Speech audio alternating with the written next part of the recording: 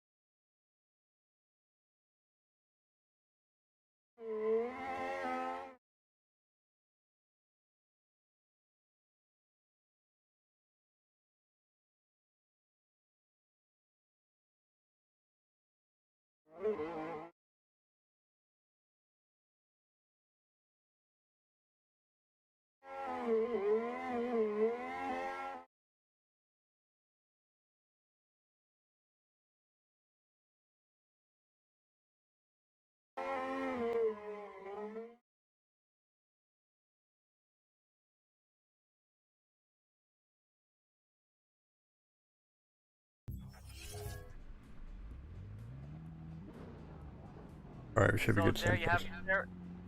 There is your round 1 layout here for season 4 of SVDS. So we are ready to get the first qualifying run of the night underway, and it's going to be the man from Wild Monkeys, Caden James. So look, if you know anything about Caden, obviously Scott, you're new here. He's fond of front end swaps, and he is one of the main men behind the Wild Monkeys drift team, and he's an awesome driver in his own right. Looking forward to seeing how this practice run goes. Looking forward to seeing what kind of talent we have on the grid. This is going to be fantastic. Yeah, definitely. The one thing you got wrong there a little bit, Scott, is it is not a practice run. It's actually his qualifying run straight into it. So, look, look, I think these guys would love for it to be a practice run, to be honest. But look, no more practice. It is time for go for season 1 of SVDS as he comes across the line. Here we go. What can Caden James do under the lights as he flicks it into that first corner? And big commitment as he touches the left foot brake a little bit now past the offices. Look at this now on big angle. You can hardly see him with the smoke as he transitions over. Look at this, right up onto the bank, onto the wall now. This is the most dangerous section of the track, I think, as he comes on through on a huge speed there as you see him transitioning over. It's a nice run here so far from Caden James to set us off for the night. And oh, big mistake there coming to the last corner. He just threw it away there, and he was on such a good run. So look, as you can see here with Driftland, it is make or break. So look, he was so close to the finish as well. It's actually a real shame to see, but can he tidy it up now? He's obviously on a 0 heading into his second run, so hopefully Caden can tidy it up. So Scott, what do you think? I think towards the start it was very good. Just losing it towards the end there is a dirty one, but that means he's going to have to make it up and run 2. Yeah, definitely. So we will be moving it swiftly on to our first Carbon Drift team car of the night. Obviously, one of our great sponsors here alongside STRO M, Sikky, and the other amazing partners. Both of those sponsors indeed sponsor this team as well, known Carbon Drift team. It's Tyler Leach coming off the line in that Wisteria 180SX. Arguably one of the nicest body kits you can get for 180SX as he takes that midline, exactly what the judges wanted there. As he comes a little bit shallow there, it seems, of that outer zone. Getting that one lovely now though, as he comes up onto the bank. Look at this, our lovely drone camera piloted by Brendan Carter as he transitions back over now into that final section. This is where all went wrong for Caden James. Let's see, will Tyler Leach make the same mistake as he comes on through into that final section? No such issues here now for Tyler Leach, and I do believe this could be his first round of SVDS. I'll have to be fact checked on that one, but really nice run there from Tyler Leach. Nice one to set us off. I think, you know, missing that outer clip there was pretty much the worst mistake I could see. I'm not too sure how it'll line him up. We're currently waiting for judges' scores to drop in, but Scott, what do you think? I think that was very good. That little bit will affect the score, but to say we're only seeing that, it's definitely a good thing to have on the table.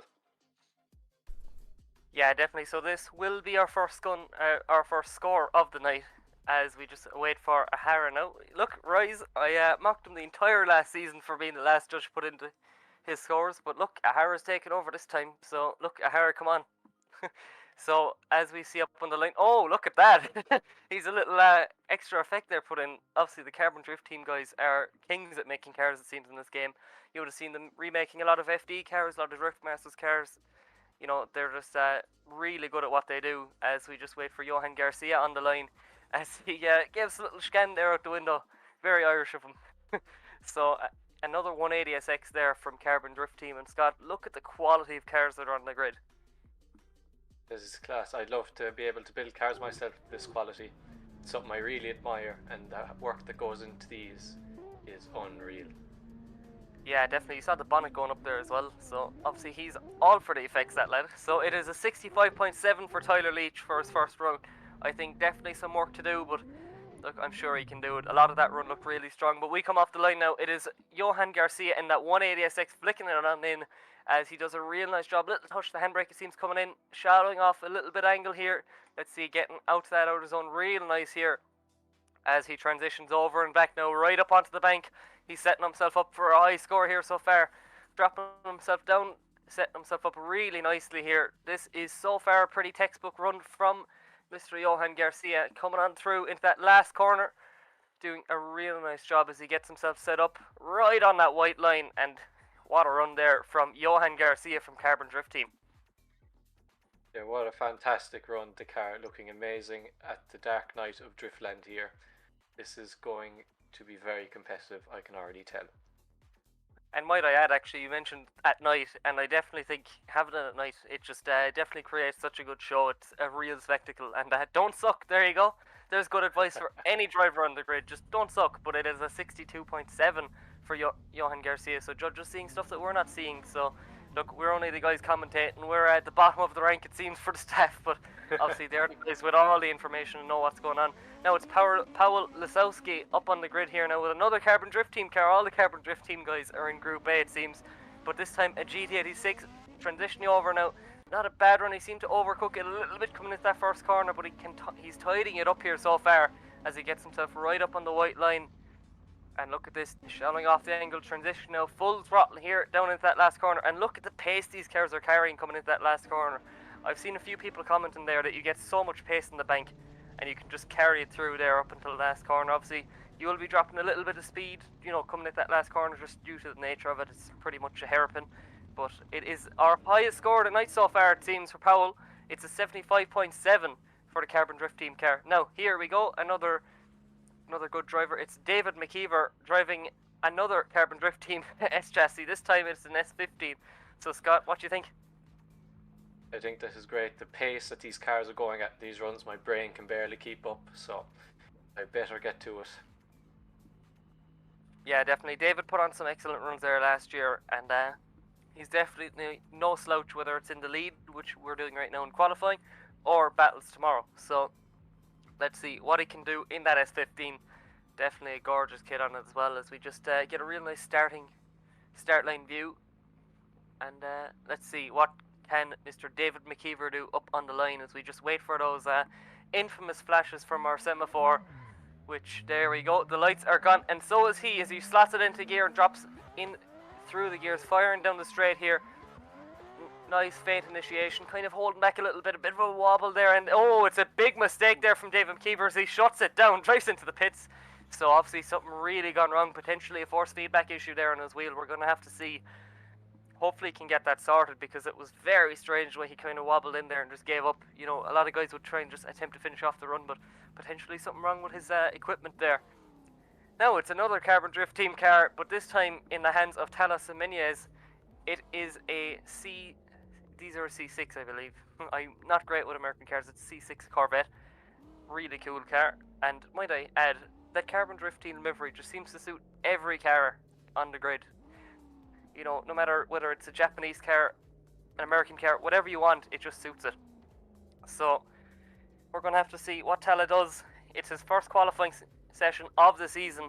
So obviously a lot of these drivers will be looking to make an impression from the get-go, getting championship points on the board, and you can see some of our sponsors on that door. As you can see, obviously Carbon Drift team, great supporters, as well as Sikky coming on board. A lot of these drivers will be using their amazing handbrakes as the handbrakes that are used in their virtual cars, and obviously the biggest one for us is STRO M Wheels. But don't forget, obviously, some of our other amazing sponsors in GT Omega, who supplied an ART cockpit to the winner last year, and I do believe they got it, but obviously all their stuff is absolutely brilliant, as well as Dyce Carriers, Mclellan Motorsport, Driftland themselves, which is at this track. You know, this is the best advertising they can possibly get, because, like, look at this amazing track. Come on, how would you not want to drive this, whether it be on the sim or in real life? If you have a drift car of your own, go over, whether it be for competition, you know, like they do now with the winter battle series, or even just a fun day out. So let's see, what can Tala do as we swap over, waiting for them infamous lights. And definitely this is where the nerves can start to get in. This is where you try not to get into your own head. It can be the most nerve-wracking part of drifting. You know, you could nearly be out of it before you even start, just by overthinking it. And look, knowing Tala, who did some great runs last season, I don't think he's going to be that type of guy, so we're going to have to wait. As, look, it's almost as bad waiting in the commentary book, Scott, isn't it, as it is in the driver's seat. You just want to see these 100%. guys going. The anticipation is building for these runs. We wait to see. Yeah, definitely. So it is a 0 for David McKeever. We're guaranteed there, but I'm not too sure what's going on. And must also mention another sponsor that came on board only recently. I believe it is Driftland GB. You might have seen they're pretty much the UK's premier drifting championship at the moment. You would often see some great media. They have excellent drivers and excellent competition. Something I definitely want to try and compete in myself at some stage. So hopefully that happens. But thanks to all of those guys for coming on board and making this possible. You know, bringing great prizes for the drivers and just making it all possible for running it. But it does seem that we are nearly ready to go. As just look at those strong DS05s as well on the Corvette. Again, another, like the Carbon Drift team livery, STRO M Wheels just suit every car. Even like a Jeep, you can get the OS series for off-roading. You know, there's no excuse not to run STRO M Wheels in your car. But we are off finally. Tala Semenez is off the line and flicking into that first corner, doing a real nice job as he washes out nice and wide up to that white line now, past the offices, as he gets over into that clip, back over for the other, now up onto the bank. This is the fastest section of the track and the most dangerous. Obviously you have that big immovable wall there all the way around, and it creeps up on you quite quick. So we're going to fire it in, transition into that last corner. This is where it all went wrong at the start for Caden James, unfortunately. I'm sure he's going to tidy it up, but Tala doing a real nice job there. So there's his first score on the board, and it looked really strong there, Scott. It really, really did. The pace, as I said, these cars are going at is unreal. The first American car of the night, if I'm not mistaken. So hopefully more great runs to come. And Tala tops qualifying there with a 79.7, doing a real nice job. As we bring it up now, it's Samuel Cutty in God's chassis. Oh my god, it's the best car ever up on the line. It's a BMW E36, the king of Driftland, just the best car ever in my opinion. It's not biased whatsoever as a proud E36 owner myself. I know Rise is in the commentary, or is in the judge's booth as well, just agreeing with me. He's like, oh my god, it's an E36, best car ever. But look, he has to prove it now. Obviously, he's in the best car. It's pretty much nearly unfair for everyone because he's in the best car. but he has to prove it now in his driving. So here we go, Samuel. I do believe another newcomer for SVDS as he flicks it in on big angle here at Driftland, coming on through, doing a real nice job in that lead line. Smoking out here at nighttime Driftland. Look at this, big angle to big angle, doing a real nice job. That car looks really pacey, Scott. It really does. There's definitely proof in the pudding about these chassis. 100%. Yeah, definitely. Look at this. Samuel doing a real nice job here. Just shalling off the angle, obviously just dropping the speed a little bit there past the line. And what a run there from Samuel Cuddy. You really can't complain about that one. That is going to be a big score already, I can see dropping in. And potentially this could be topping qualifying. And it's an 87.3 for Samuel Cuddy, topping qualifying. One. So, look, it seems to be domination so far from Carbon Drift Team. So, these guys doing a real good job. Now, another Carbon Drift Team car up on the line, but this time I do believe that it is one of the founders of Carbon Drift Team, Luke Versama, in that lovely GR86. So, let's see. Obviously, Luke, no stranger to real-life competition either, as he drives an awesome PS13 in real-life competition. I don't know if you've seen it, Scott, but let's see what he can do as he fires it down here in Scotland, in Driftland. So let's see what that GR86 can do as he brings it nice and wide out to the white line. Doing excellent here so far as Luke Versama, just smoking it out up onto the wall. Obviously, it is a big risk driving these cars. You know, pretty much your back wheels are at the wall, you know, all the time. It's a really sharp back end on them as he flicks it over into that last corner. And look at this from Luke Versama, doing a real good job here, showing why he's the boss pretty much of Carbon Drift Team. So, real nice job there from Luke Versama. That GR86 is looking brilliant going around the place. Definitely, as you were saying with the wall, it's a big gamble to be taking going close, especially with the rear wheels that close to the wall. But definitely he made it work. Definitely made it work. Luke was very, very good with that.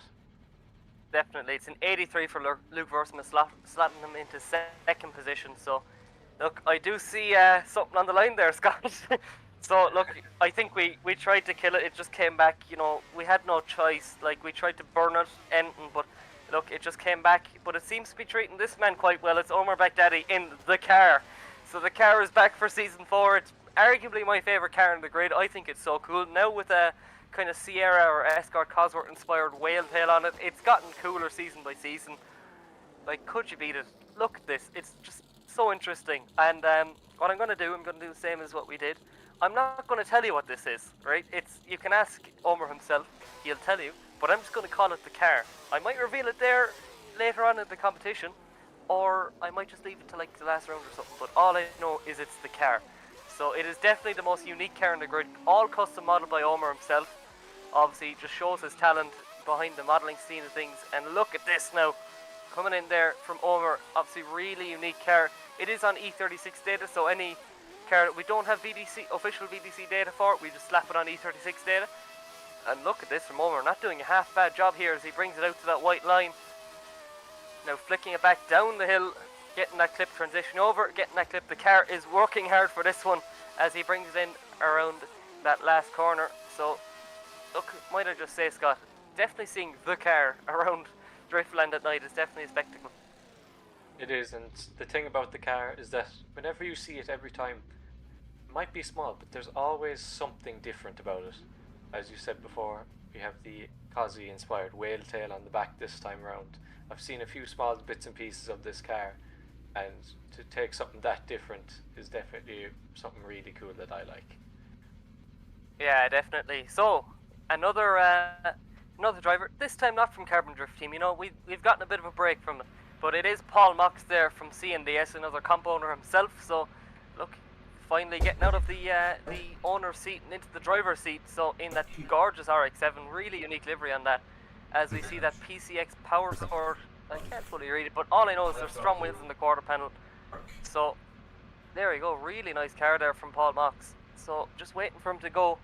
Obviously, do make sure to check out some of his side of things. Obviously, he's very heavily based into the American side of competitions, running CNDS, but we are in the Scottish side of things, flicking it on in. That RX-7 doing a real nice job. I do believe this is a Chevy V8 powered RX-7, so, you know, think of that what you will. I know it's a hot hot topic in the drifting community, you know, LS swap the world, I suppose. But as we bring it on through, Paul doing a real nice job in that RX-7, just shallowing off the angle there. That could mark him down in the judge's perspective, just the way he kind of really dived off the angle there and seemed to wash a little bit wide there. But Paul, overall, he's pretty put together. He didn't make any huge mistakes. I just think there's a few little bits along the way that could deduct him.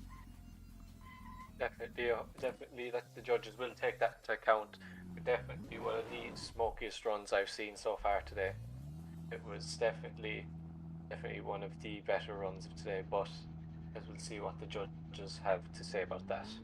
Definitely. So it is Paul Mox with a 71 for his first run. Now here's a man with it all to do. Caden James, the main man behind the Wild Monkeys team. I nearly said the Arctic Monkeys, but no, he's not a part of the band. But he's currently sitting on a 0 in that beautiful BMW as he brings it on through. Look at this, really smoking out Driftland now. He's going to be working extra hard. He had it all put together, it seems, then just it all went wrong for him in that last corner. So we're going to have to see from Caden James what he can do as he brings it right out to the wall here. Carrying huge amounts of pace there coming in. This is where it all went wrong for him as he tidies it up now, knows what he has to do. Dialing on all the angle in the world. Look at this from Caden James, doing a real nice job there. So look, he has a score on the board. It was very nice, and he learned his lesson after his first run this time. Definitely cleaned that up towards the end of it. Definitely, and just checking now, it is an 81.3 for Caden James, so that should see him through. That's a really good run, a really strong showing there from Caden James. Obviously, these judges are very hard to impress, Scott. You know, they're cutthroat, they're very cruel, they're ruthless in that judging seat, which they have to be. You know, if we're all, you know, nice and everything, then no one will be bettering themselves. But no, another man that could better himself is Tyler Leach in that S14. I think I might have actually mistaken this for 180SX somehow last time, and I don't know, because the S14 is my favourite S chassis. So look, up in that 14, sorry for calling it one. Oh, big mistake there, it seems, into the wall there at Driftland. So our first victim of the wall. I was too busy talking about his car to notice that he was just going flying into the wall. So unfortunately, he will have to resort to that 65.7 as he is on a 0 for this one. But look, he's all a good sport in it. He finishes off the run in style. And look, hopefully that might see him through. I'm not too sure if it will, but it was a strong showing so far from Johan. Unfortunately, just all went wrong from there. As we bring it back up to the line, it's his teammate now in an actual 180SX with a Wisteria kit. Johan Garcia. Look, lads, it's been a long off season. I just need to rejig my mind, it seems. But yeah, real nice job there. Obviously, we saw Tomas Kiley campaign this kit in Driftmasters, and I will have to say it's the nicest kit you can possibly get there for a 180SX. Just a shame about the price tag. And we are straight off, flying down to the gear, down to the first corner. Nice and smoky run, bringing it right up to the white line along there. Bring it right along to the next clipping point, middle of the track, like the judges are looking for. Bring it right along up to the wall. Very close on initiation to the wall, bring it right the way up along. Really sending it all the way down here, on hitting the next clipping point very nicely onto the next right down to clip point 8. Bring it all the way around, bring it going a touch wide there, and he's crossed the line after clipping point 9. Definitely a cracking run with the underglow on that car, really brightening up the night.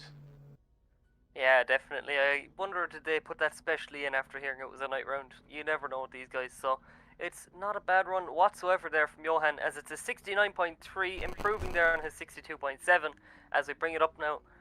A man who once topped qualifying, I believe, with a 75.7. Now he has to do a little bit better with his teammate topping qualifying. So let's see what can Paul Lisowski do in that GT86.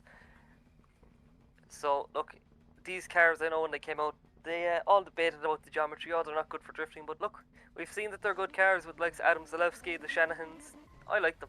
I think the GT86s are a fine car.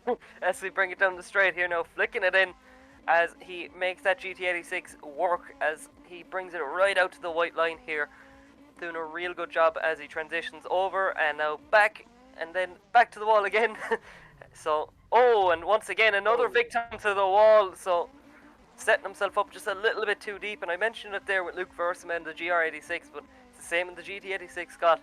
The wheels are pretty much your back bumper. You know, you don't have a whole pile of room behind you to play with, so it's all pretty much full commitment driving a GT86.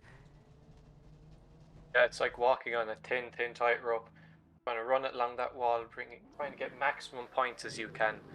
But how far are you willing to push it is the real question here. Yeah, definitely. So, next up on the line, currently on a 79.7 is Talis Dominguez. So, he was really close to an 80. He was 0.3 off an 80, so let's see, will he break out into the 80s this time? So Tala, not as long as a wait as he had the last time as he flicks it on in. Look at this now, slightly shallow off the angle here as he puts on a show for us here at Driftland. Now back transitioning over right after the clip there. Really snappy transitions it seems from that Corvette as he just dials on the angle there, carrying huge pace as he fires it down the hill here now, getting it into that clip. Over now into that last corner, doing a real nice job rubbing the back bumper there off the wall. And look at this from Tala, doing a real good job there in that Corvette. So we're going to have to see, is it better than the first one? So far it's looking like it will be. So the real question is it enough to top qualifying? But no, it isn't. But it's enough for P2. Just by 0.3 though, Talis Dominguez slots himself into second with 83.3 in front of his teammate Luke Versima. Very impressive run, good points. Carbon Drift team are coming out strong so far. Yeah, definitely another man coming out strong though. In the best car in the grid in E36 is Samuel Cudd. He's currently first in qualifying. Let's see, can he do it even better? Can he break into the 90s? Can he put on a bigger show for us as he runs that E36 right up against the wall? Look at this from Samuel, doing a real good job in that Carbon Drift team E36. Transition now down the straight on big angle. I'm not seeing a whole pile wrong with this run so far, Scott. Potentially there's just a few little waivers into the first corner, but other than that, it's an absolute banger of a run there from Samuel. And yeah, these E36s are they're a good car, and these, like you said, Carbon Drift team, they're out to show why they are one of the top teams in the game. Yeah, there's proven to fun. These fellas are some of the best we've seen. It's very impressive. Those red headlights on the GR86 looking very mean, matching the lovely Carbon Drift team livery, matching every car, really makes the team look that much more professional, I must say.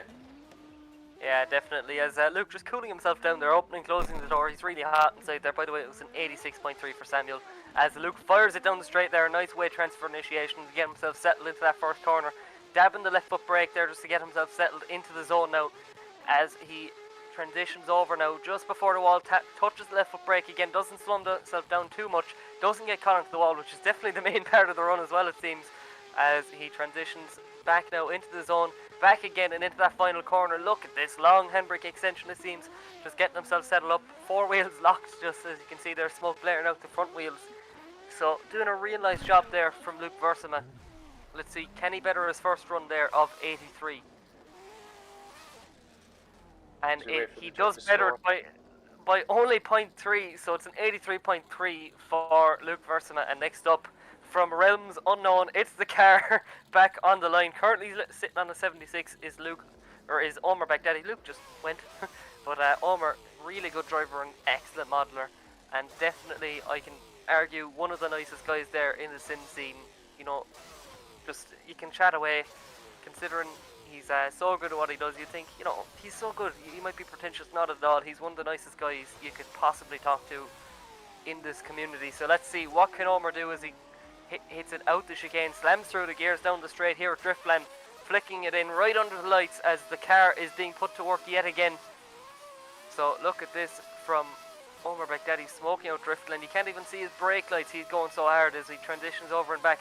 Well, we can't see his brake lights because it doesn't seem like he's using his brakes, he's going so fast. So let's see, what can he do up on the bank.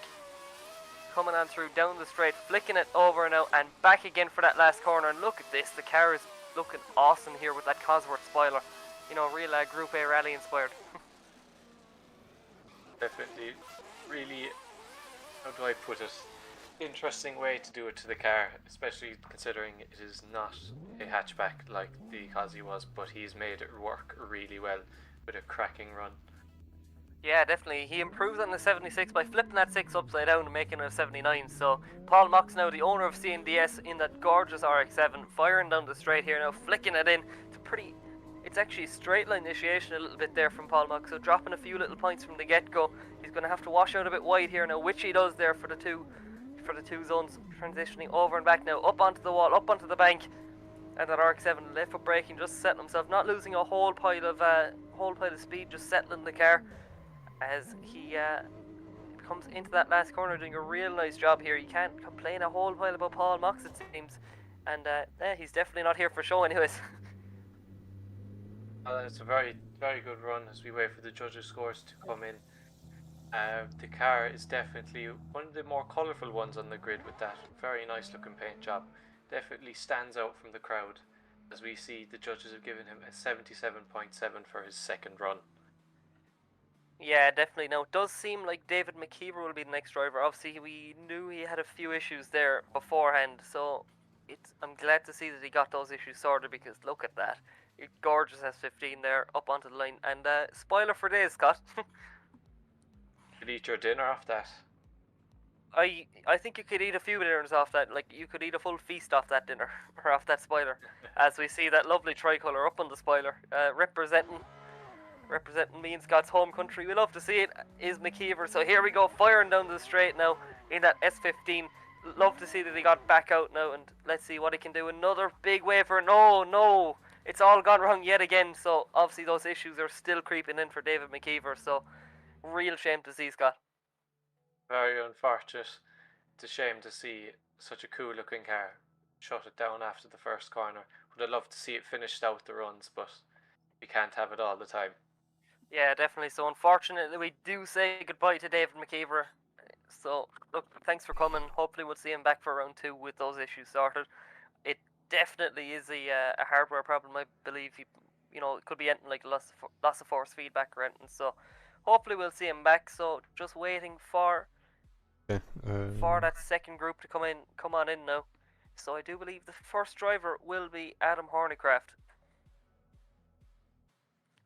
As I'm not too sure, will we be taking a break for the next group, but we're just waiting for a bit of confirmation. Yeah, I think I'll cut to a break because it's going to take a second. It's driver sorted.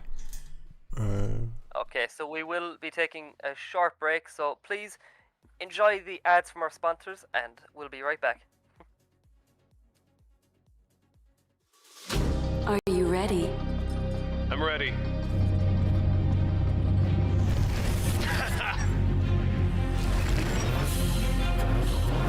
Let's go. Show me what you got. Oh! Is that everything you got? Last turn. Catch me if you can. That was great. That was a good game. Unlock true experience with GT Omega.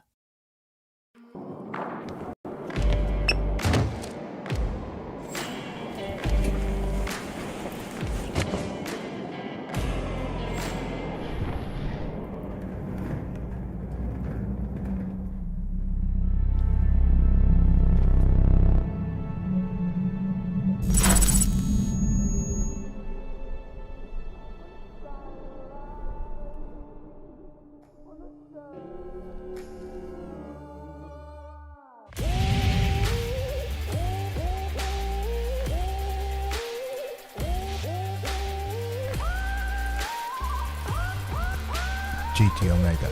Stay ahead of the game.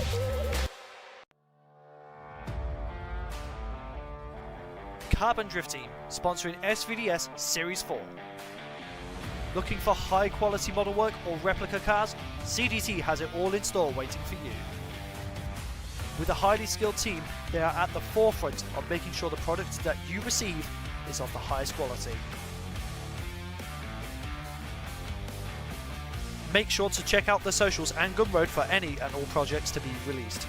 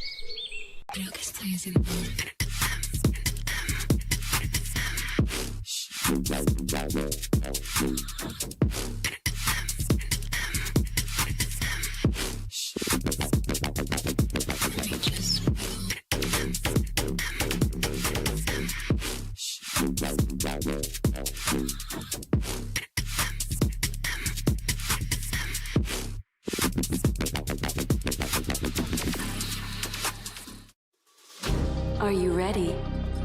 I'm ready.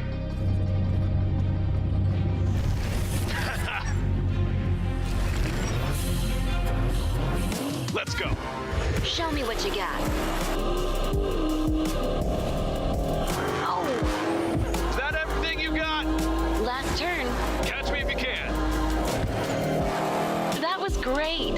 That was a good game. Unlock true experience with GT Omega.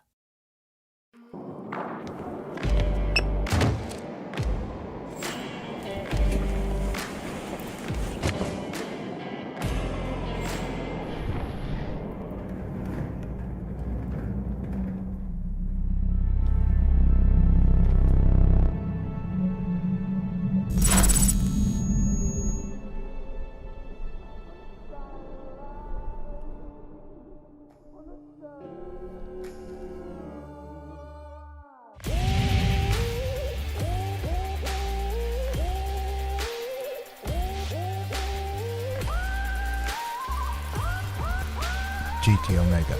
Stay ahead of the game.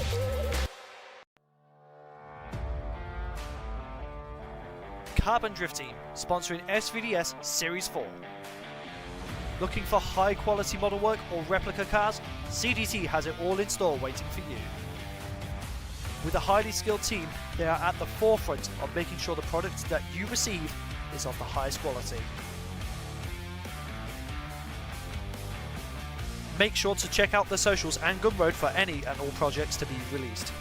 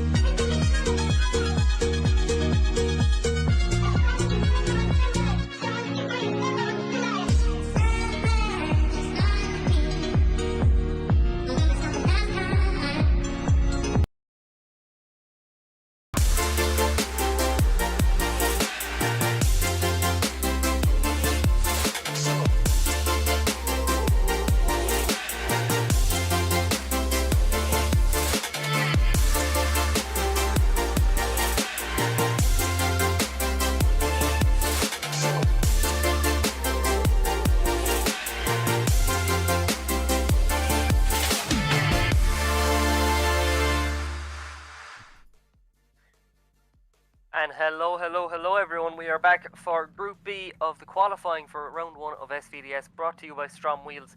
Next up on the line is Adam Hornicraft from Carbon Drift Team, so yet another Carbon Drift Team car, Scott. We're getting them all done out of the way first thing, and we can get ready for the rest later. Yeah, pretty much, we're just like, look, if you're in CDT, just line up, come on everyone. But obviously we are diversifying a small bit, it's another BMW, so like we said, that Carbon Drift Team car suits every continent, every type of car, whether it be Japanese, American or German.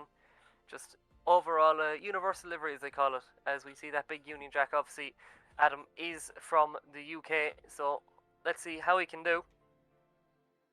So, First, obviously, if you are curious on how things are currently lining up, it is a Carbon Drift Team 1-2-3 with Samuel Cutty in the lead with 87.3, Luke Versima in second with an 83.3, and then tied for third actually is Tala. But we are ready to go with Adam as he fires down through the gears, flicking it on into the first corner here at Driftland as he smokes the back tyres out of it as we transition now down the back straight, as I call it, up onto the wall. So doing a real good job here so far is Adam. So let's see what he can do into that latter section. This is the make or break section of the track. He's made it past the real dangerous spot of the wall, but we have seen a few drivers make big mistakes. Obviously, you're coming into that last corner with a lot of pace as he drops wheels out of there, unfortunately. So there will be a few points deducted there for Adam. But like I mentioned there, you're carrying so much pace down that the front section of the track after the bank, Scott, and I think it can definitely make or break a run at that last corner, because it's, it definitely gets tighter, and it's definitely a tricky part of the track to get right, and it does seem like it's going to be a zero, unfortunately, for Adam Hornicraft. So not going to plan there as we get James Estrella, another CDT driver, up on the line. So let's see, Scott, what do you think?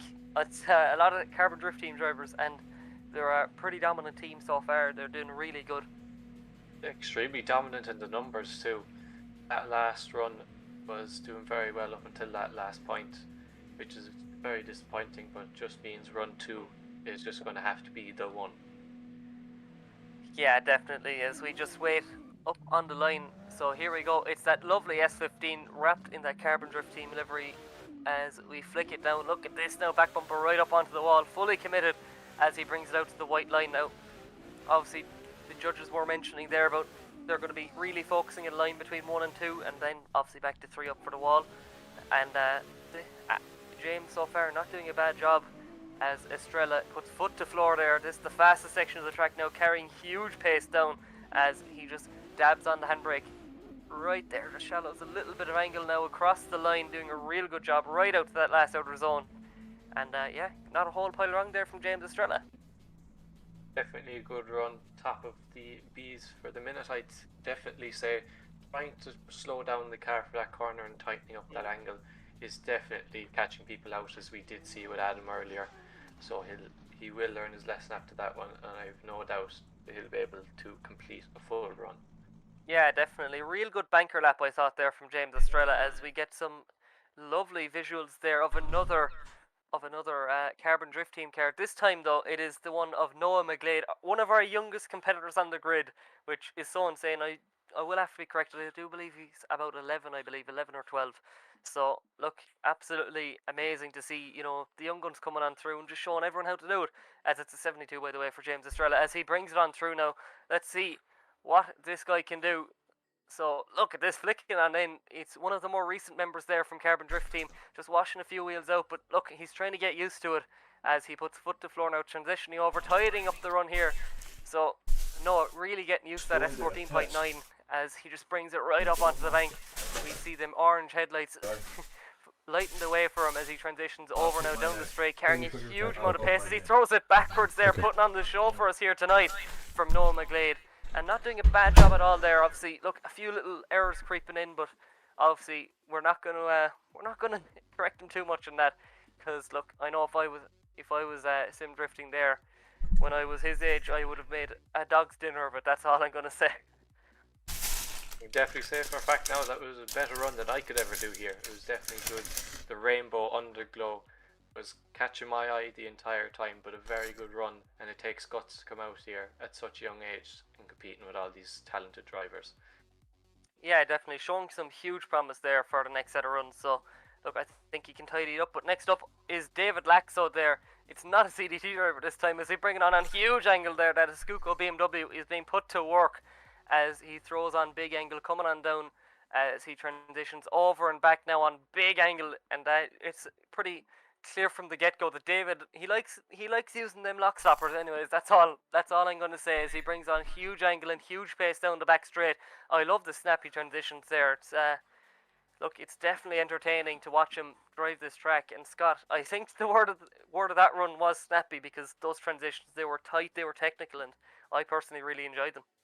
It was. I could watch him go around that track all day. Such aggressive transitions, really makes for a spicy run.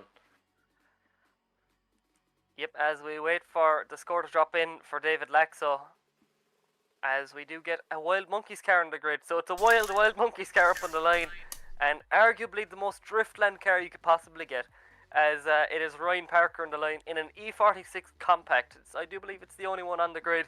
And there you go, it's an E46 Compact. Would you look at that? It's an 84.3, by the way, for David Laxo.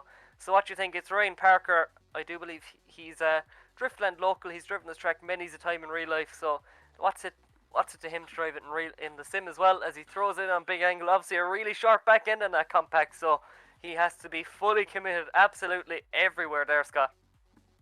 Extremely does, as he sends it up through here, bringing it up to the wall. Right up along the wall, bringing it very wide up along there, trying to get maximum points around here. Right down to next clipping point. Nice transition into the next point, flying down past clip 8. Bring it right the way around. Nearly overtakes, but saves it. And he goes across the line.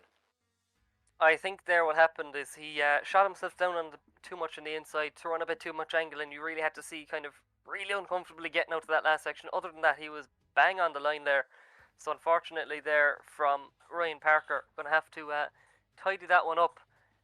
But look, it was great to see an E46 Compact. I never thought I'd say that it would be great to see one of those cars, because they're not the prettiest looking things in the world. They're not too bad either. So there you have it. Ryan Parker there with a 46, not enough for a 0, thank God. Now it is Kevin Schwartz there in another very uncommon car in the grid, Scott. Yes, Infiniti G35, if I'm not mistaken, as he's bringing it right the ways along, middle of the track, into the next clipping point, on to clipping point number 4, if I remember right. Bring it right up along to the wall, getting very close, up to the top, trying to go for maximum points around here. Bring it right down the neck to 6, and then to clipping point number 7. Bring it right the ways down, flying down, dialing on a bit more angle to get down to that final corner, then going across the line. Yeah, definitely. Real nice run there from a newcomer for SVDS and Kevin Schwartz. I do believe you can find him on Gumroad. He does sell some really nice cars. I believe you can actually buy that G35 as well, or Skyline if it's Japanese. So there you go. 83.3 though from Kevin Schwartz. Real nice run there. As we get our first Racing Team Riga car on the grid finally. Another really good team there on the grid. And this GT86 being piloted by Dominic Bergmanis, as we see that lovely STRO M Wheels up on the quarter panel. So the Burger Man himself is back for Season 4. Obviously really impressed me with his driving there last season, so delighted to see him back as he puts that GT86 to work straight away. Obviously, Racing Team Riga has some veterans on the grid last season putting on a show for us, as they do actually have their own comp series just finished, and they're bringing back for a street series now, driving, you know, the standard, just the real heroes of drifting in their 328s and standard 330, E36s and 46s. But look, never mind the low powered. Oh no, just as I was about to say, he was doing a really nice run. He just throws it backwards, throws it too much there, and unfortunately that will be a 0 for Dominic. So look, Dominic there, it is really all for nothing for him. So look, it's he was doing a real nice job up until then. He's showing huge potential there for his second run, and now leaving the line, Scott, is arguably the most committed driver on the grid. He is the Australian himself, Brendan Stacey there, switching over from the PS13 over to an S15. So doing a real nice job here so far as he transitions right up onto the wall now. A little bit, could have dialed on a little bit more angle up onto the bank, but so far not doing a bad job. Obviously, he stays up night and day for this competition, so it has to really be appreciated. You know, he gets all the points out in the track, but he gets no points in the sleeping position anyway, that's for sure. He must have a cup of coffee in the hand or something to keep him up during this time, to say he's driving so well. He is definitely wide awake for this. Yeah, potentially there were toothpicks there holding open his eyes, because he is fully committed, that's for sure. And it's great to see. So obviously there's so many different factors for Brendan Stacey competing. Obviously he doesn't get much sleep, the internet connection, there could be an issue there, but yeah, just fair play to him for coming on, and it's great to see him on the grid yet again for Season 4. But it's the 70.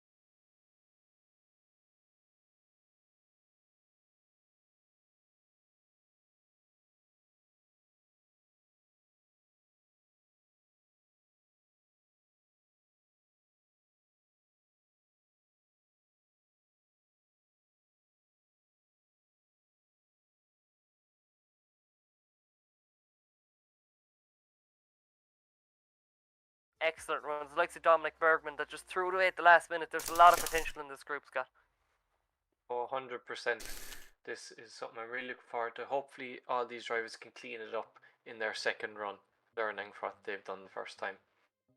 And I just noticed there, the Extreme tyres there wrapped on the STRO M Wheels. I did not see the Extreme tyre model before, so in Assetto. So actually really cool to see some of the more modern tyre compounds come into Assetto as well. So really cool to see as we see the X there on the side skirt as well for Extreme. So fully committed here is Adam as he leaves the line. So let's see what this man can do. He's currently sitting on a 0, so he has it all to play for in the Carbon Drift Team S15, bringing it out nice and wide to the track.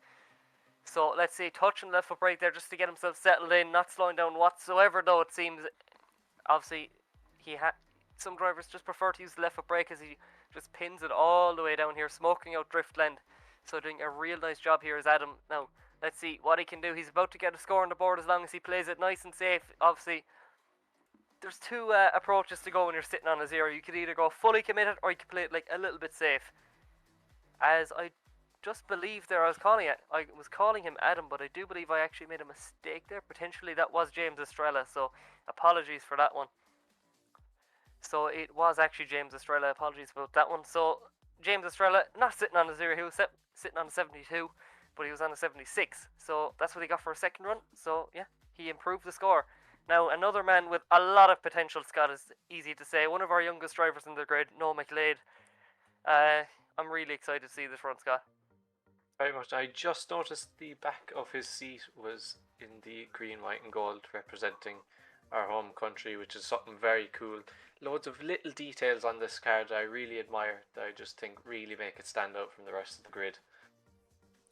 Yeah, definitely. I do believe this could be the James Dean S14.9 base that they're using, so love to see the tricolour as well on the spoilers. He flicks it down on big angle there. Look at this from Noah Mclellan, just putting on a show for us here. A small little bit of a straighten, but he gets it back going again as he brings it down to the back straight. Putting on big angle there, using all of the lock there in that Weissfab as he brings it on through now up onto the bank. Small bit of a waver as he brings himself right out into the wall, and no, he gets himself caught out. Unfortunately, they're just going all around there as he was just carrying huge pace there, potentially just going a little bit wide there from Noah, but puts on a show for us nonetheless, Scott. It was unfortunate that he hit the wall, but definitely for what he did was a good run, and it really did take guts to come out here, come up against these drivers. It's something you can really admire from Noah.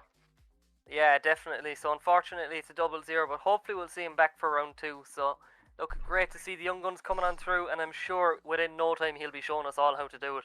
So we bring it on through now to the man who's topping Group B, not overall qualifying just yet, but it is David Laxo in that Escuco BMW. Scott, maybe you can inform me on what type of BMW it is, because that part kind of leaves me. I'm not really informed in my modern BMWs. I'm fairly sure it's an M2, but it's got a really cool looking kit on it. Massive spoiler at the back. The LED lights at the back really make that rear end look very aggressive as we wait on the starting line. Yeah, definitely. Really cool livery as well. The black and pink really goes together quite nice. So let's see. He was known for a snappy, huge angle transitions last lap. Let's see what he can do this lap as he brings it out. Back to business as usual for David Laxo as he brings it on through, transitioning over and back. Here we go. Now we see a different approach. Obviously, it's still a little bit snappy, but he's kind of going for a more smoother approach to it. Let's see what scores higher. Will it be the aggressive, snapped angle way of it, or will it be the kind of more smooth float angle approach to it? So both sets of runs really good, and what I was really impressed with there is the way he kind of adapted his driving style to do a few different things. He noticed between the clips there he was kind of just throwing on huge angle, just snapping to it, and it got him a good score, but potentially this one could be bigger, so we're going to have to see. It's currently a 58 and only 2 judges scores, and he does improve, so it's an 87 for David Laxo. So look, it seems there the judges, drivers listening, they want to see more kind of smooth movements as we bring it on to Ryan Parker now in the most Driftland car ever. It's the only E46 compact on the grid, so look, definitely an interesting choice of car. I do believe he has one of these in real life, so great to see these drivers getting comfortable with what they have in real life, getting some practice in for the upcoming season as well, obviously. So let's see, no stranger to Driftland himself, and definitely, whether it be real or virtual, he is killing this track. And Scott, what do you think as he crosses into that final corner, into that final zone? Definitely a very good run. A small bit harder than some of the other cars with that shorter wheelbase, but he definitely makes it work with a very, very good run. As we wait for the judges' scores to come in, it was definitely better than the first run, I'd say. Yeah, definitely. It's an 81 there for Ryan Parker, so he's definitely going to be happy with that one. So, like I said when we saw the bracket there, there's the scores in the first set of runs didn't tell the full story. You know, you saw a lot of potential there, and a lot of it is paying off. So let's see, Kevin Schwartz currently sitting on an 83.3, but let's see, can he better it? SimDriver 061 flicking it on him into that first corner. So Kevin doing a real good job getting out of that white line past the office where Neil Dawson is yet again having his coffee from last season. Not too sure it's the same coffee. Surely he got it refilled. As he brings it right up onto the bank and doing a real cool job in that G35. Obviously another uncommon chassis, quite similar to the 350Z, if not the same car with a different body. I'm not too informed on that side of things, but doing a real good job here is Kevin Schwartz. And it's great to see variety in the grid. And look, we saw it last season with the mad front end swaps and stuff, but yet again, the SVDS grid just showing us what is possible and that it doesn't have to all be the same cars. Let's all do something different. That's something that I really admire about the grid here at SVDS, that everyone has their own style to the cars, their own style of driving, and some really diverse cars range in the grid, making them work as best as they possibly can for this. Yeah, definitely. It's great to see, to be honest. So we bring it on now to Dominic Bergmanis in that Racing Team Riga GT86 as he flicks it on in. Scott, it's a nice run here so far as he brings it into that first corner. Very good run as he brings up very smoky up along into clipping point 3, then straight on to 4, being nice and smooth, going straight onto the wall, watching it with that wheels nearly touching the wall. It's very much a gamble in these cars. Going nice wide there and then on to clipping point 8. Bring it right the way down, dialing on the angle, going a bit shallow there, but he manages to keep it and goes straight across the line. Yeah, definitely. Obviously, Dominic was sitting on a 0, so he had it all to play for. He had to put it down to 1 run, and I think he did quite a nice job. Nearly got himself caught out the same way he did it last time, though, kind of shooting up on the inside. I think if he took a bit of a wider line earlier, he would have set himself up better for that last corner. But overall, he's definitely going to get a score on the board. I'm not too sure where it's going to place him, but overall, it was a pretty nice run. So it is a 74 dead there for Dominic Bergmanis. So nice run as we bring it on to the man from down under. It is Brendan Stacey. Here he goes straight out in that lovely S15. Toothpicks in the eyes help keep him awake as he's flying into the first corner. Bring it wide onto there, shallowing it up a bit for the next clipping point. Bring it nice the way along, very smoky up along there as he transitions. Bring it up onto the wall, going right the ways across, really pushing up into that wall, going for all the points he can here.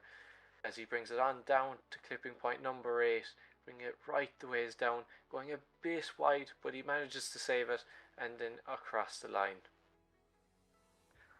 Real nice run there from Brendan Stacey. Obviously, like you said, toothpicks in the eyes there. So can he improve on that first run?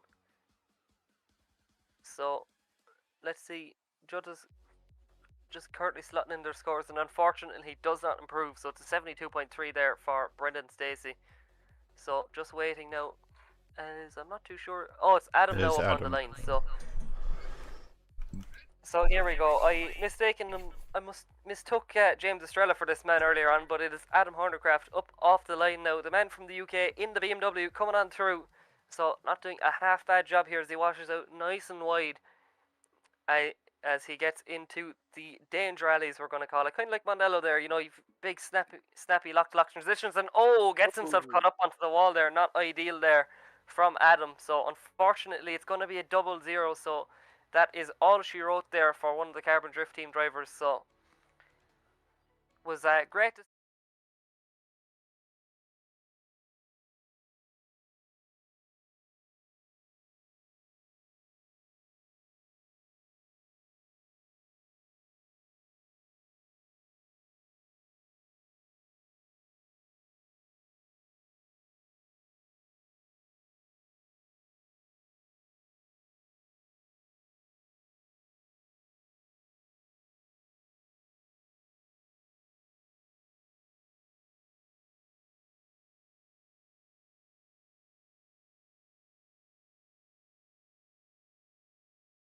rough. I won't lie. It's there's been a lot of ups and downs, but to be fair, that is drifting. It is the first round of the season. People are still fleshing out a lot of things like setups, their driving style, and everything.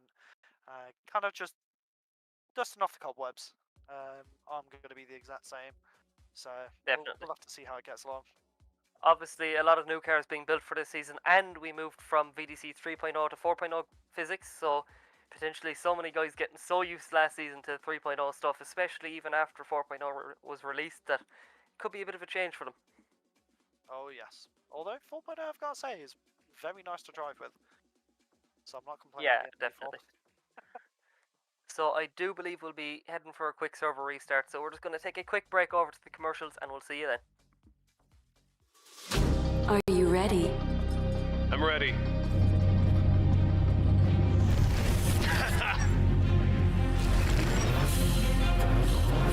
Let's go. Show me what you got. Oh, Is that everything you got? last turn. Catch me if you can. That was great. That was a good game. Unlock true experience with GT Omega.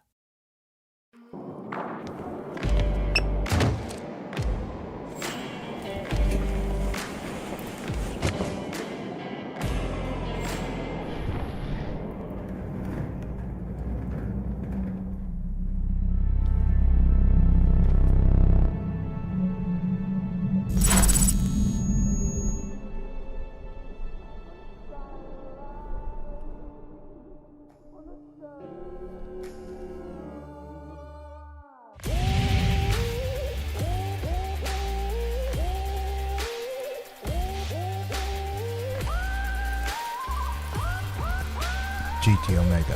Stay ahead of the game.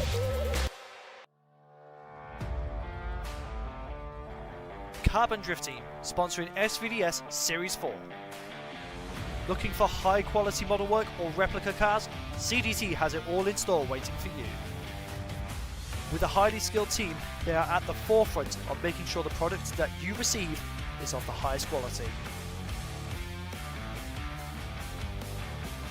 Make sure to check out the socials and Gumroad for any and all projects to be released.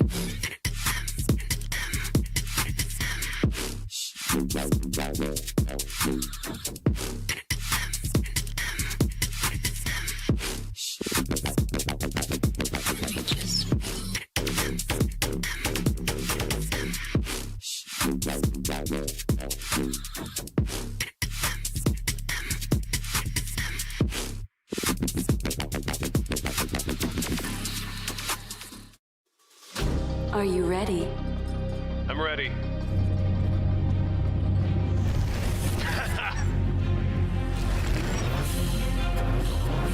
Let's go. Show me what you got. Oh, Is that everything you got? last turn. Catch me if you can. That was great. That was a good game. Unlock true experience with GT Omega.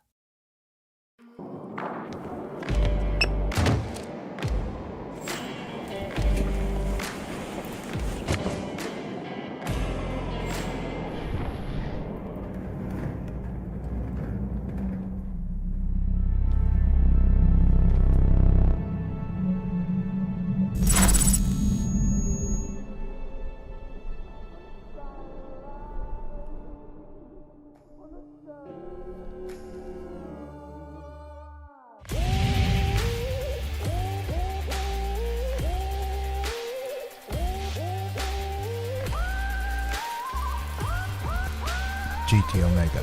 Stay ahead of the game.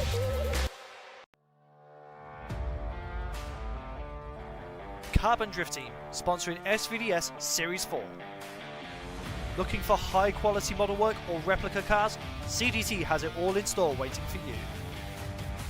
With a highly skilled team, they are at the forefront of making sure the product that you receive is of the highest quality. Make sure to check out the socials and Gumroad for any and all projects to be released.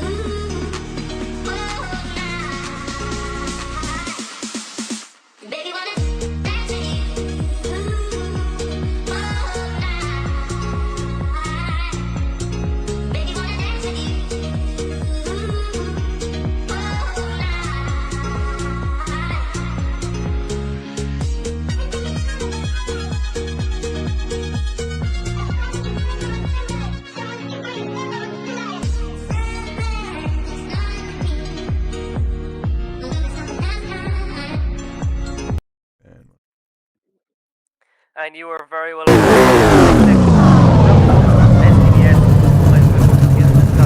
Scott, what do you think so far of the qualifying? There's been some rough runs, but I think we catch drivers after it is hard to adjust, especially after getting so comfortable in the likes of the last season. So it's something for the drivers to adapt to, but a new challenge for everyone. Yeah, definitely. Another thing though this season is the series prizes. So if you're a driver and you want to win your championship, pretty much there's some great prizes on I will on be show. back So on a third second. place you get £100 and a beautiful Sikky handbrake. These things look mint. Then second place you get £150 and a GT Omega Art cockpit. So really good thing for your sim, just pretty much what you need.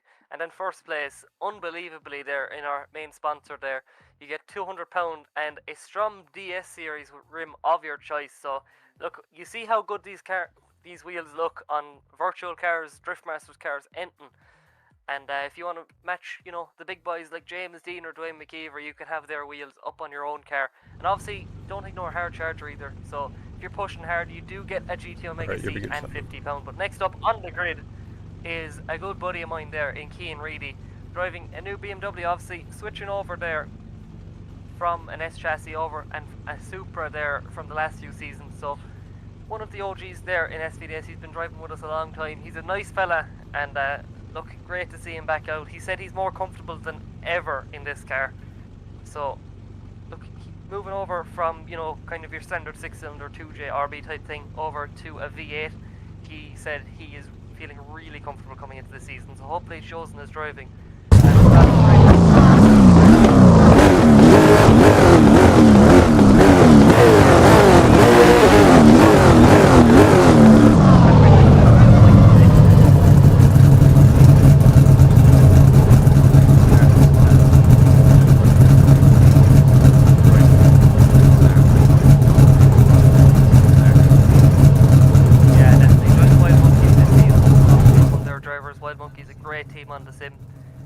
On the sim side of things, he did join our own buddy Brandon Carter last season.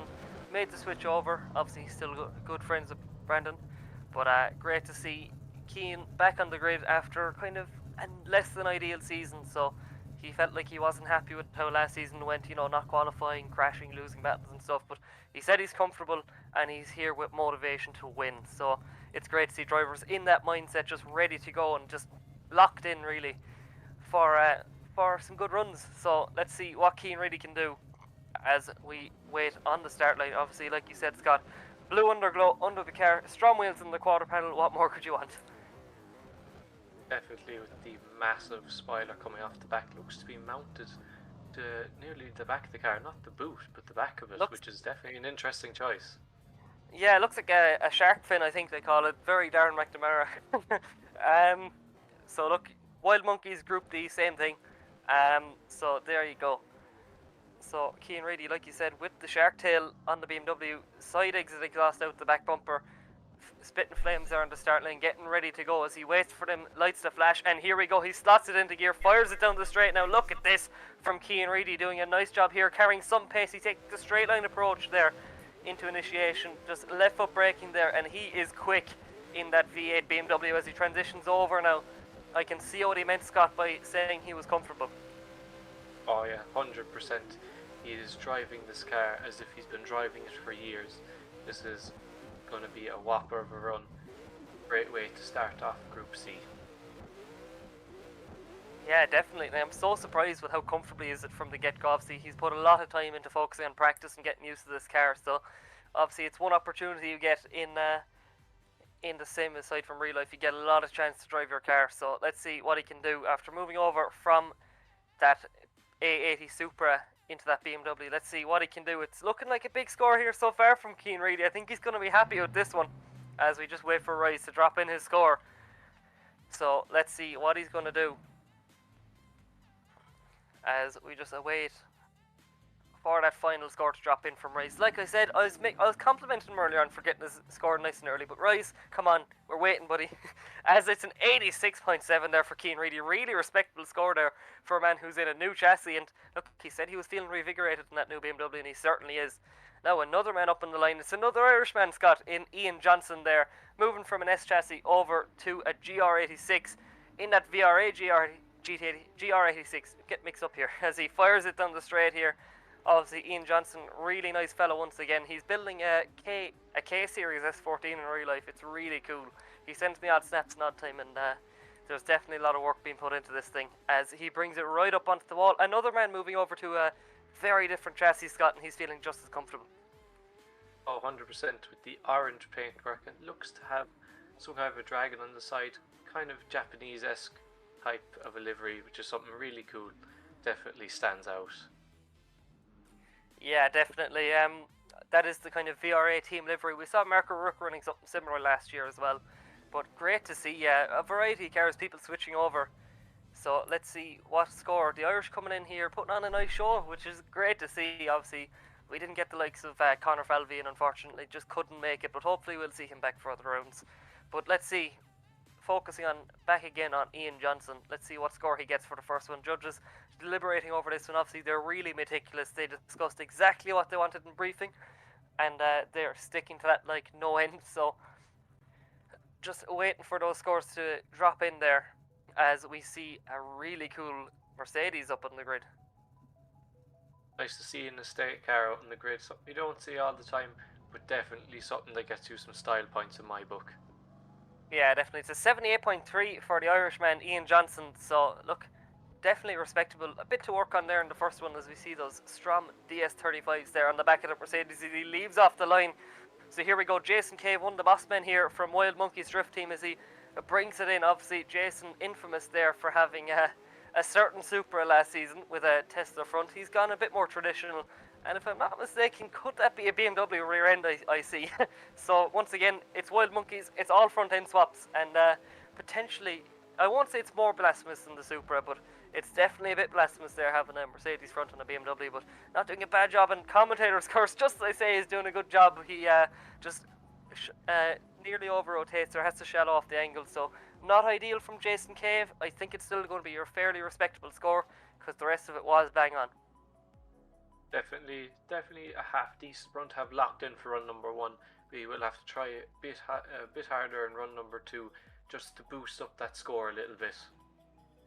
Yeah, definitely, and I know you're going to like this one, Scott, as I see an Alteza up on the grid, and it's a good buddy of mine, and it's in Benjamin Hernandez there. We used to call him Bird back in the CarX days, so great to see him making the switch over, as, by the way, it is a 69 there for Jason Cave, but Benji making the switch over to Aceto into competition, and it's great to see that Bird Style Racing Sparco Toyota Alteza doing a real nice job here so far.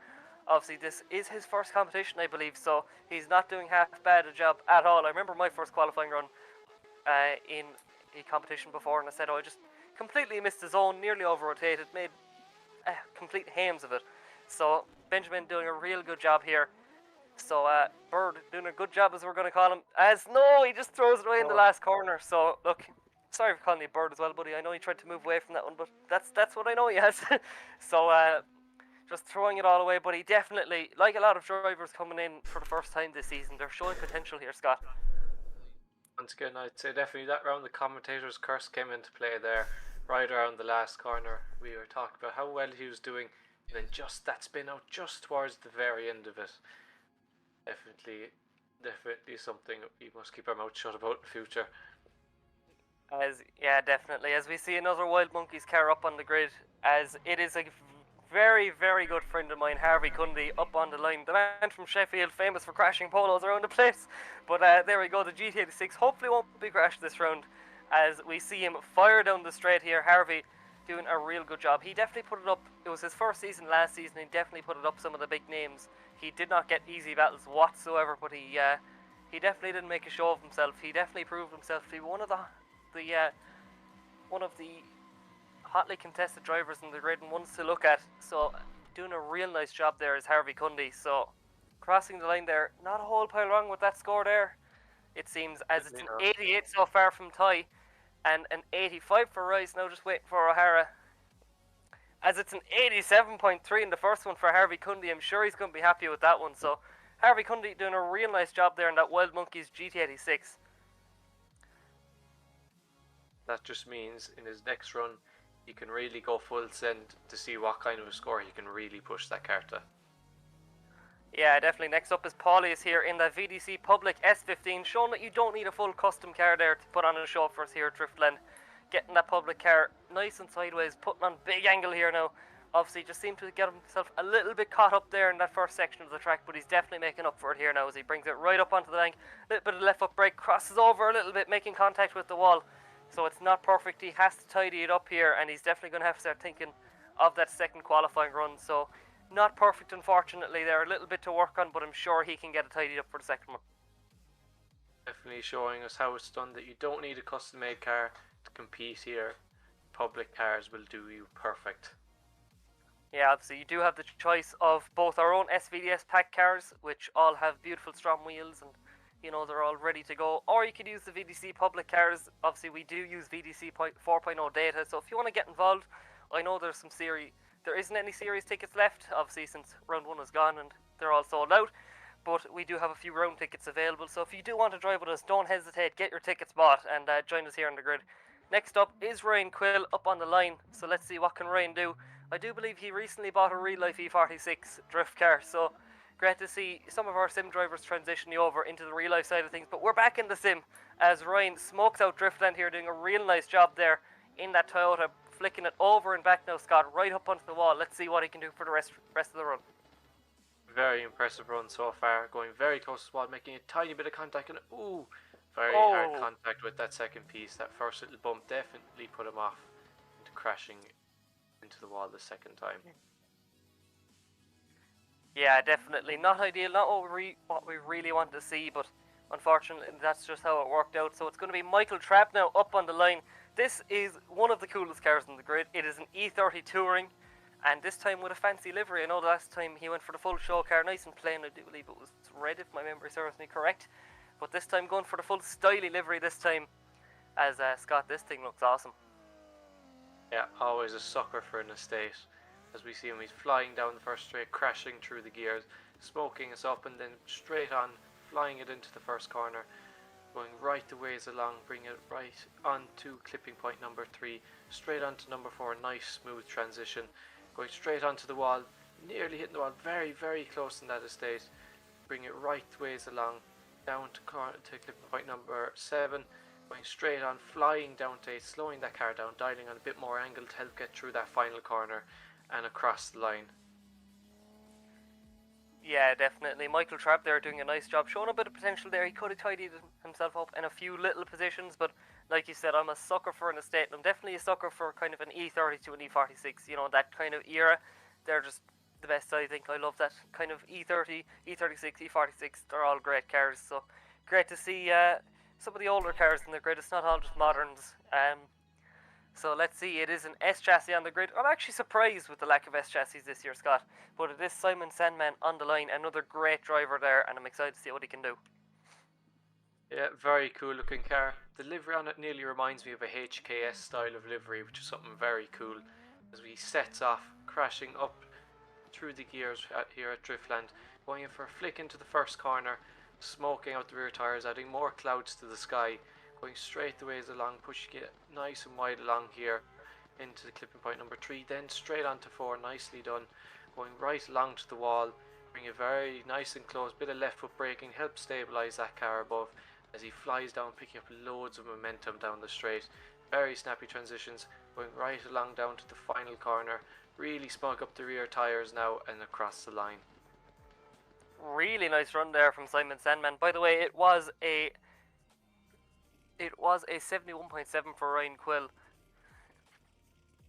Or for Michael Trapp, sorry. So for Simon Sandman, it is an 85.7, so really nice run there for Simon Sandman. And here we go. We see another new car on the grid. It's going to be Anthony Taylor. I do believe this is the VDC public car, which is quite surprising. I know he had a E92 last year, which was really fast. You know, he was a really good driver in that car. So let's see what it can do, transitioning over from technically one BMW to another, but it is a super this time as he smokes it out. Look at this, potentially a new car not ready if this is the public car, as we transition it back over now up onto the wall as he keeps foot to floor there. You didn't see any brake whatsoever in the smoke as he's really pacey down here. He has that thing dialed as he fires it down the front straight, just past the cars, past the spectators here in attendance, I suppose, at the virtual Driftland, as he brings it right out to the white line and across the line. Doing a really nice job there is Anthony Taylor. Definitely a great one, a run out of what I believe to be one of the public cars, really showing us you don't need a custom car to be competitive. Definitely something really cool that you could admire. Yeah, definitely. And it's a 90 for Anthony Taylor as he tops qualifying here at Driftland. So there you go, Anthony Taylor showing us how it's done. So look, it is going to be Anthony Taylor both topping qualifying and topping this group, with Harvey Cundy in second in this group. So yeah, not doing a bad job whatsoever. As we bring it back now to Cian Reedy, obviously putting on a really nice show there for us in the first run with an 86.7. Let's see what he can do to improve it though, as the fellow Irishman there brings it on through. Obviously he works with boats for a living, so kind of speedboats I believe, kind of all sorts of stuff. So pretty much with an engine he's interested in, and that's really what I love. So Cian Reedy not doing a bad job whatsoever in that shark tail spoiler fitted BMW. And Scott, that was a really nice run there from Cian Reedy. Definitely a very good run. I'd say that'll top his first run, bring him higher up onto the grid. Definitely nice, something nice to have. I thought it was a very, very good run. Yeah, potentially. We're going to have to see what way this scores. I don't think it will be as high as the other one. Unfortunately, no, it won't. It's going to be an 83.7, but he can resort back to the other one. It's still quite a high score. Another man now in the VRA Racing GR86. Really nice car once again from Ian Johnson. Like I mentioned previously, he does have an S14 build on the way. Hopefully he'll be back out for the Real Irish Drift Championship next year. Hopefully get a few runs with him. He's a really good driver and a really nice guy. It's very good as we see him crashing straight along the gears, getting very smoky up to the first corner, sending it right the ways in, going right the way along the track, kind of in the middle, playing it very nice and safe, very nicely done. Bring it on to clipping point number 4, straight to the wall. Bring it nearly very lots of angle getting into that initiation to there. Bring it right the way along down to 6 and clipping point 7. Picking up loads of pace down here and then slowing the car down here for the final corner. Really smoking up those back tyres, and he's straight across the line. Nice job there from Ian Johnson, the man who's obsessed with K-Series, which obviously they're definitely, he's going to hate this, but they're very cool SR20 that revs quite high. So there you go. There's my insight. He's going turbo K-Series, but everyone's going to call it a funny SR. If Lloyd Patterson is any reference, but there you go. Now, next up, and it is a BMW with a Mercedes front from Jason Cave. I was confirmed that time. So thanks, Brandon, on the drone. So here we go. Let's see. It is another blasphemy of a car from the Wild Monkeys Drift team. So here we go, Jason Cave doing a real nice job. Currently sitting on a 69, so he's going to have to improve it in this time as he brings it to him. No, it's a big mistake there from Jason Cave. That is a big upset, Scott, there, because Jason would have been definitely one of the favourite drivers to get it fairly high up in qualifying, but unfortunately not going his way at round 1. So it's going to be a nervous wait for him as he waits to see did he qualify. It'll be very interesting to see what happens here. He'll be the teeth will be clattering as he waits to hear if he has made it through to top 32. Definitely. We bring it back now to another man sitting on a 0. It's his first ever competition here with us at SVDS. So it's going to be Benji Hermanes. As Scott, I know you have great experience with Altezas, and they're just like your favourite car in the world in this game. Give us a bit of insight what it's like to drive one of these things. They're very nice to drive, to work on now on the likes of this. My one, not so much. Definitely much rather be in the driver's seat than the one customizing it and adding a mad body kit. Yeah, fair enough, but a really well turned out car. Obviously that livery looks pin perfect there. I just absolutely love, you know, I'm a sucker for white and blue. I just like blue on cars. It's my favourite colour, so you know, if you're buying me presents, make sure it's blue as we wait. The lights are ignited, so here we go. That Sparko Bird Style Racing Alteza is firing down the straight here, clattering through the gears as he flicks it into that first corner. A little bit of a wobble here from Benji Hernandez. Also, currently sitting on a 0, so if he wants to make it through to battle action tomorrow, he has to put on a big score here as he brings it right out to the wall, puts foot to floor here, now smoking out the nighttime here at Driftland. As look at this now, Benji starting to settle himself in. You'd swear he was here forever as he gets himself settled into Driftland here, takes a mid-track line, washes out nice and wide now for that last outer clipping point, and does a nice job there. We have a score on the board there from Benji Hernandez, so let's see, will it be enough? As it's a 65.7, so I'm not too sure will it be enough, unfortunately, for Benji. As I just noticed the exhaust there in Harvey Cundy's car, because I'll give you a little story, lads. I was mocking him the entire pre-season about the exhaust. I didn't like them, but he's definitely after tidying it up. He has his brake lights on the spoilers. He flicks it into the first corner. So here we go from Harvey Cundy, shadowing off the angle here now. Obviously, Harvey on a really safe score with that 87.3. He's a really good driver, aside from driving Volkswagen Polos. But anyways, as we just bring him on through in that Wild Monkeys GT86, flicking on through down the back straight as transitions over and back, right up on the back bumper there, as he shows his style coming into that last outer zone. And Harvey not doing a bad run there now, Scott. Oh, definitely a brilliant run. Definitely a very talented driver here on the grid. Something very, very cool. Yeah, definitely. Such an enthusiast there as well for drifting.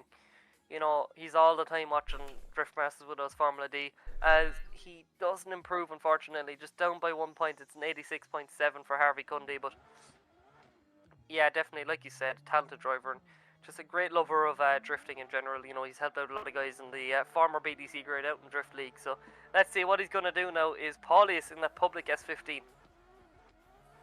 It's very nice. The purple is really standing out tonight as he smokes up straight onto the wall, flying it up the wall, bringing it right the ways up to the top through the scoring zone, then right down to clip number 6 and straight onto 7 like that, straight down. Oh, and there's a bit of contact off the wall messing him up, so it takes him shallow, washing out to the end of it and across the line. Yeah, unfortunately there is 0 for Paulius. That's all she wrote. So hopefully we'll see him back for round 2 and he'll be a little bit more dialed. So it's definitely a big ask if you're a newcomer, you know, coming into competing. It's it can be stressful. Like, I know myself, like, you can overthink it right before you get to the line. You know, you might have the run lost before you even get off the line. So, you know, fair play to people competing. You know, it takes a lot of commitment as we fire down the straight here now with Ryan Quill. As he smokes up the night sky, going straight the ways along the pinkish paint, changing colour as we head along, going from red to pink, going straight along up along the wall, nearly straightening up a small bit there, trying to readjust the car, bit of left foot braking, bring it straight the ways all the way down to clipping point number 8, flying into the corner, all wheels smoking, and he is straight across the line. Yeah, not a bad run there. I think he could have been a little bit more committed in places, though. That's the only problem I can see. So we just await there for the score to drop in, as it's one of the more unique cars in the grid. It's great to see an E30 estate up on the grid. Yeah, the E30 is something really special, as we see he sets straight away, no time being wasted here, flying up through the gears, going straight, flying into the first corner. That gearbox low him nothing, going straight the ways along into the next clipping point, straight into number 4, flying into the wall, going very close to the wall up along there, bringing it right the ways up, going for maximum points here as he brings it down, and there's contact off the wall.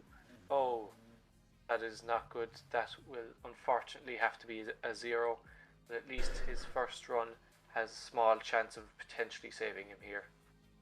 Yeah, I was gonna say there, another thing to point out with these estates, you have a lot of car behind you. Do you know, a lot of these guys will be using roof cam and stuff, but you have a lot of car behind you, and it just didn't pay out from there. It was a 0, unfortunately. Currently sitting on 71.7. Hopefully that'll hold him, though. And next thing, it is Mr. Sandman himself. Simon Sandman is off in his S14, so it's great to see. Currently sitting on an 85.7 as he smokes out Driftland here. Touch a left foot brake there, doing a real nice job down the back straight as he flicks it over and back now into them final zones, putting on big angle here and big pace actually into that last corner. Just touching the left foot brake, just getting himself settled up. And nice run there from Simon Sandman. Could that be an improvement on his first run of 85.7? By the way, even that's a better run. Having an 85.7 is a cracking score to have coming into this. That car definitely put on a nice show for us this evening as we wait for Anthony to go out for his next run. Can he improve his score yet? We're yet to find out. Yeah, you know, Anthony, he just topped qualifying already. He's currently on like a 90, you know. I don't know, will he make it in with the 90? It's very stressful, like, so we're going to have to see. Obviously, let's see what he can do now. Anthony Taylor flicking it on in now as he brings it nice and wide out to the line, doing a real good job. This is showing why he topped qualifying the last time in that Supra. Bring it on through up to the wall yet again. Look at this now from Anthony Taylor. He was so comfortable in the E92 and I'm so impressed with how he's been able to adapt to this new chassis. Yeah, as he brings it right along into the final corner, dialing on a bit more angle to help turn through that, but he's very smooth with it, well able to handle that car, and he's straight across the line. Definitely a very, very talented driver. Alan is definitely a friend similar, but I know definitely a lot of other big thing, you know, talent can only bring you so far. Make sure to get a bit of practice. So let's see, what can Anthony Taylor do? I don't know, will it be as good as the last one? Unfortunately not. It's going to be an 88.7 there for Anthony Taylor, but look, he has I think it's going to see him through with that one, to be honest with you. So look, there is the end of the next group. I do believe that was Group C that just went by, so we'll be moving on to Group D. I'm going to have to see, will we be getting a little ad break? So let me just get a bit of confirmation. Yeah, we'll go to a short one. So yeah, we will be just taking a short ad break there, just to get the next few drivers in and settled in before we get for qualifying. So bear with us, enjoy a word from us. Are you ready? I'm ready.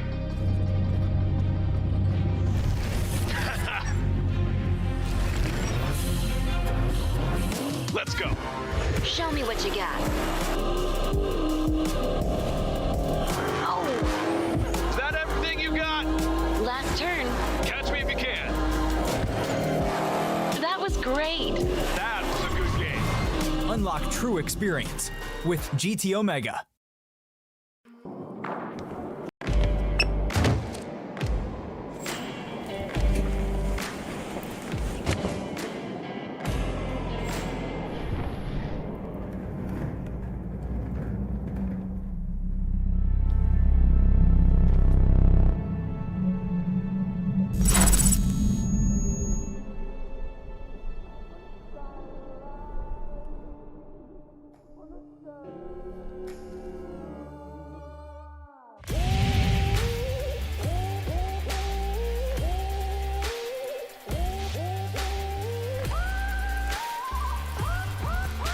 GT Omega. Stay ahead of the game.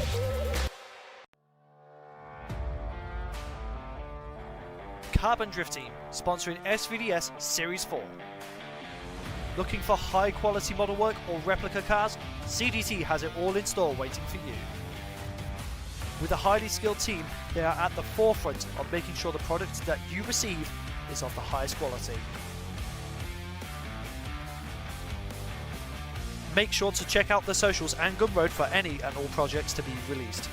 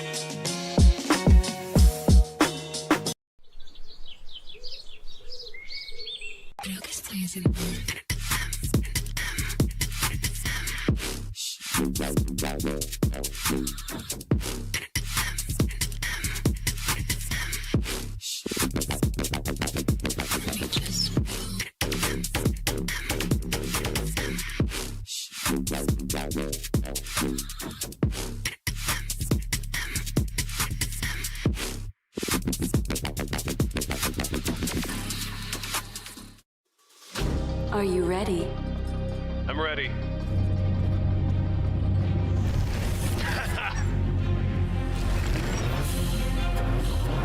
Let's go.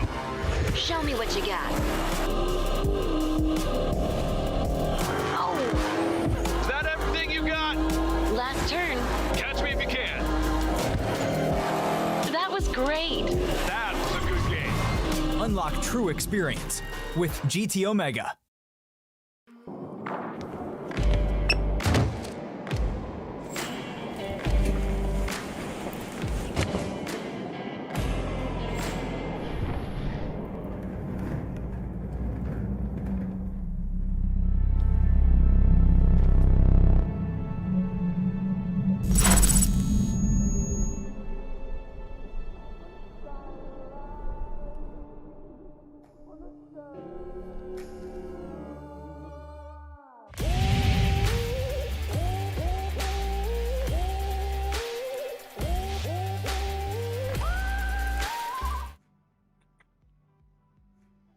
And you are all very welcome back now to SVDS Round 1 of Season 4 qualifying. Obviously, not the main show quite yet, that's tomorrow, as we do see one of our excellent pack cars being on show. I believe that is our official, or is it the official SVDS livery? I'm not too sure. It looks quite like it, as I do believe it is.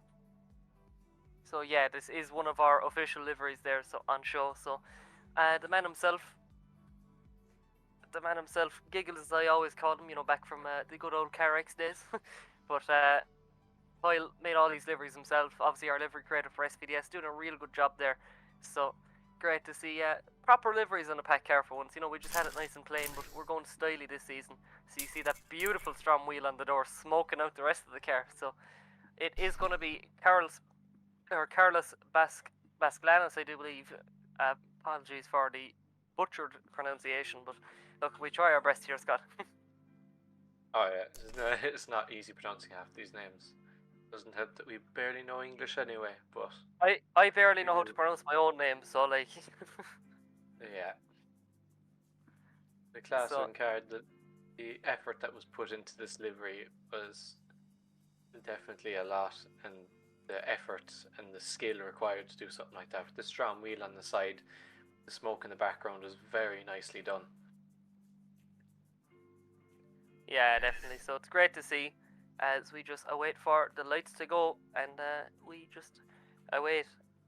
So that is the lovely STRO M DS15 on the back, if you are curious. Obviously, this season is presented by STRO M Wheels. It's a huge bonus for us. Like, it's amazing to have such a great brand in drifting, you know, come on board with us, and just amazing to see, you know, these awesome companies support sim drifting.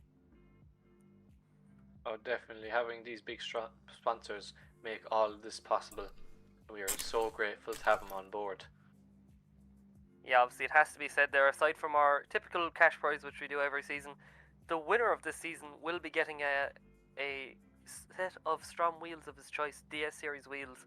So look, it's actually great, amazing to see, you know, if the winner has a cool drift car, you know, you could just get on the cool wheels to match the cool car. But if you are looking to get yourself a set of cool wheels, make sure to head over to STRO M Wheels, you know. Whether it be like your drift car, you can go for the cool DS series wheels, whether it be 25, 15, 35, or the 05s. Or, you know, you could have like an off-roader, you can go for the DS series. There's absolutely anything. You know, if you're a nice like kind of show build, you could go for the STR04. There's any. Limits are endless. You know, you have no limits whatsoever there for your choice, as we just wait for the lights to go, as we get Brandon now getting us the nice stylish shot here of the lights. Our beautiful semaphore there, piloted by one of our judges. 1 flash, 2 flash, 3 flash, 4, and we are ready to go for the next lot of qualifying runs here with Carlos firing down through the gears now, bringing on through to that first corner, touch the left foot brake there, just to settle himself, shallowing off the angle just a little bit there. coming on through down the hill now. Once again on the left foot brake, just set himself just before, right up onto the bank now as he brings himself right out to the wall. Let's see, just bringing it out here now, not doing a half bad job here is Carolus, Scott. Oh, definitely a very good driver, flying down into the final corner. Hard on the brakes to slow that car down, bring it nice and wide, following the white line, bring it right across the line. Yeah, definitely not a bad run at all, just to get ourselves settled in. And like you said previous there, you don't need a big, fancy custom car to get on the grid here at SVDS. You can drive one of our own pack cars or a VDC public car. So just waiting for the score to drop in. It's not looking bad whatsoever there from Carolus, as we just await there for Royce to drop in the score. It's an 83.3 for Carolus there. Obviously, you must have known we're Irish, Scott, with the whole threes. People find that extremely entertaining for some reason. But next up on the grid, looking really mean, is this Batman on the grid? Because it's an R32 GTR, but that thing is in a really deep kind of matte black, and it is going to be Gaitis now. It's one of the first R32s we've seen here, and look at this, doing a real nice job. It's awesome to see this car, to be honest, on the grid. And this thing looks aggressive, and it's definitely driving aggressively. It does really smooth transitions over and back now, right up onto the wall, flirting with the back. You'd swear those R32 back ends don't cost anything. As he brings it right out over to the clipping points, bringing into that final corner, and doing a real nice job is Gaitis. So look, there you go, the most Batman car on the grid, that kind of matte black. You can hardly see it at night. Yeah, definitely giving that R32 a good name, showing us how it is done. I was admiring the tail lights. I thought they were very cool. The LED look, something I really do like on the Skylines.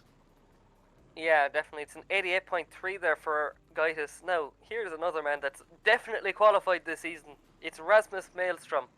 Like, come on, could you get a better driver for this series? He has Strom in his name. Like, he's built in with these wheels as he brings it up through the gears now. Rasmus slotting through the gears, doing a big flick initiation there, getting himself caught up a little bit, unless it was lag. It's a BMW 1 Series, it seems, there. So yet again, another uncommon chassis there. Scott, we always thought S chassis were the dominant thing, but they're not actually too common here. No, it's something that I really wasn't expecting coming into this. I was expecting S chassis after S chassis, but I've been pleasantly surprised by the amount of variety on the grid, something I'm really impressed with. And I'm also impressed with this run, very nicely done, as he brings it straight across the line. Yeah, Rasmus there doing a nice job as we just wait for the scores to drop in. As we definitely get the most unique car in the grid, so it's going to be 79.3. It is probably the most unique car in the grid, and Scott, do you see what it is up on the line? Yeah, if I'm not mistaken, I'm fairly sure that is a Golf R32. Yeah, it's a good old Mark IV Golf, man. So there you go, it's a Mark IV Golf R32 up off the line. So look, this is an interesting one, and it's on E36 data, so all of our uncommon cars we don't have VDC data for are on E36 data. So here you go, Nicholas Neitschgill off in his Golf. I don't know if he PD130 swapped, lad. As we just bring it on through, up through the grid. I don't think she's diesel though, but he's doing a really nice job considering how short a car that is, He doesn't have a whole pile of car behind him. That little hatchback is getting put to work. As look at this, it's so cool to see Nicholas Neitschgill putting on a show for us here, dabbing on the left foot brake, and there you go. Definitely one of the coolest cars in the grid, I'm going to have to argue.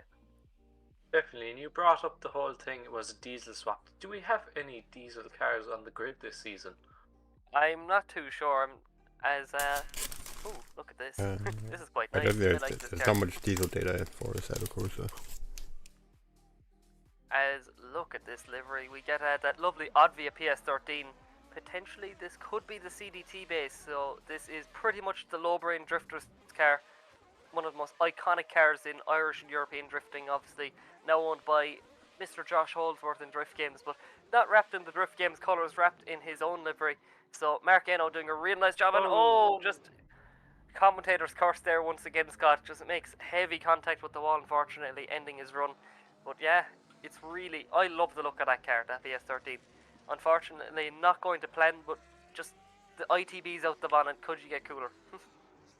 It is extremely cool, something that really stands out as we see an S15 lineup at the line here ready to go. piloted by Edgar's Lasmanis, if I'm not mistaken. And he is straight off with that very, very dark black S15, struggling to see it during the night as he fires it into the first corner. Only thing we're seeing is smoke and a small bit of tail lights, and we are straight on into the next clipping point. Bring it on to clipping point number 4, flying up onto the wall, going a bit of space, but playing it very nice and safe, bringing it right the ways up along, down to clipping point number 6, straight on to number 7, no delaying here. Right down, going a tiny bit shallow for the final corner there, bring it right the ways on, washing it out as he brings it on to clipping point 9 and across the line. Yeah, there you go, from Edgar's Lasmanis, the founder, I believe, of Racing Team Riga. So one of the boss men over there of that excellent team, getting a 75.7, and like you said, you really couldn't see him out there. So it was definitely not the easiest thing. So we're going from Edgar's Lasmanis over to Armand's Vestmanis, and another Racing Team Riga driver, this time in the Racing Team Riga Livered GT86, firing down through the gears. His teammates have been doing pretty good throughout the session so far. Let's see what he can do. Bring it on through now, past the offices here at Driftland, as we bring it now over to touch and go 1, back out to 2, and over to the wall now. Look at this, doing a real nice job as Armand's, as he brings it down through the bank now, getting nice and pinpoint up onto the line now, down to the fastest section. Obviously this is where you have to scrub speed, I should say, as we come past the line. And like you said, Scott, a few people have been getting caught out, but thank God Armand's didn't fall victim to that spot. It can be really hard. They're carrying so much speed and you have to just scrub it off so quickly. Yeah, losing all that momentum is not easy to keep stable again, as we see a BMW Z4 line up on the line here, Z4, yes. getting ready to go. Something I was not expecting to see today, as he's crashing up through the gears here at Driftland, going for a flick into initiation straight the ways along, going for slightly mid-track entry and exit to that corner, straight onto the next tipping point onto 4 without delay, going right onto the wall, going very close to that wall. Would be worried if that spoiler would touch the wall and potentially ruin the run, but he brings it straight along. He's well able to handle it, bring it right the ways down along to the final corner, really scrubbing off all that speed he had before, then bring it nicely and smooth across the line. Yeah, definitely really nice run there from Brendan Patrick, the VDC runner-up this year. So great to see him coming over to Driftland for SVDS. So doing a nice job there, representing Boundless Racing in that BMW Z4. It's going to be an 88.3. And there we go, I knew there was a unique car there coming from Liam Skehill. So this is a BMW G81, I believe the estates are called, with a Hellcat front end. So there you go, a Dodge Charger front on a BMW. So look, you can see it all here. So Liam Skehill from Wild Monkeys, of course it's Wild Monkeys, it's a front end swap. As he bringing it through a little bit shallow there, but getting nice and deep for that section. Up onto the wall now is Liam Skehill, doing a real nice job. Dabbing left foot brake as he brings it on through, down the bank, down to the fastest section of the track, putting foot to floor, touching left foot brake yet again. And here is the challenging bit now to scrub the speed, which he is absolutely perfectly bringing it right out to the white line and across the line. So there you go, Liam Skehill doing a really good job there. So yeah, very definitely nicely done. Again, unique cars is the word of the day, as we get a Hellcat front on a BMW. Now, no stranger to Driftland or SVDS, it's going to be Cameron Mustard up on the line in that Team Jap Speed R32 Skyline. Obviously, it's a replica of the real-life Matt Carter drift car, so it's great to see up on the grid. And Scott, if you've seen any runs there from the previous seasons of SVDS, you know this man is no slouch. He's always been there. He's so consistent, and he is definitely a favourite there for the next few rounds and potentially for the championship. I know he's been aiming for one for a long time. Very cool car. The orange wheels are definitely a nice choice, as he fires it straight into the first corner, bringing it right the way along. A little bit of left foot brake to help stabilise that car. Bring it nicely onto the next clipping point, straight onto clipping point 4. Onto the wall, bring it right the ways up, going into the wall, very close, nearly touching there, going right the ways down along, flying it down to down the main straight, flying into the final corner, scrubbing off a load of that speed as he really smokes up the rear tyres and he brings it across the line. Yeah, definitely nice run there from Cameron Mustard. No stranger to Driftland, whether it be at night, day, any type of weather. It seems if you could make it rain in in Assetto he would be, as I don't think that 56 is fully accurate for him on the screen. We just have to wait for Raids to drop in his score, which we'll see in just a moment. So Cameron Mustard not doing a bad job. So there we go. It is going to be an 83.7 for Cameron Mustard. So slotting himself well in the order.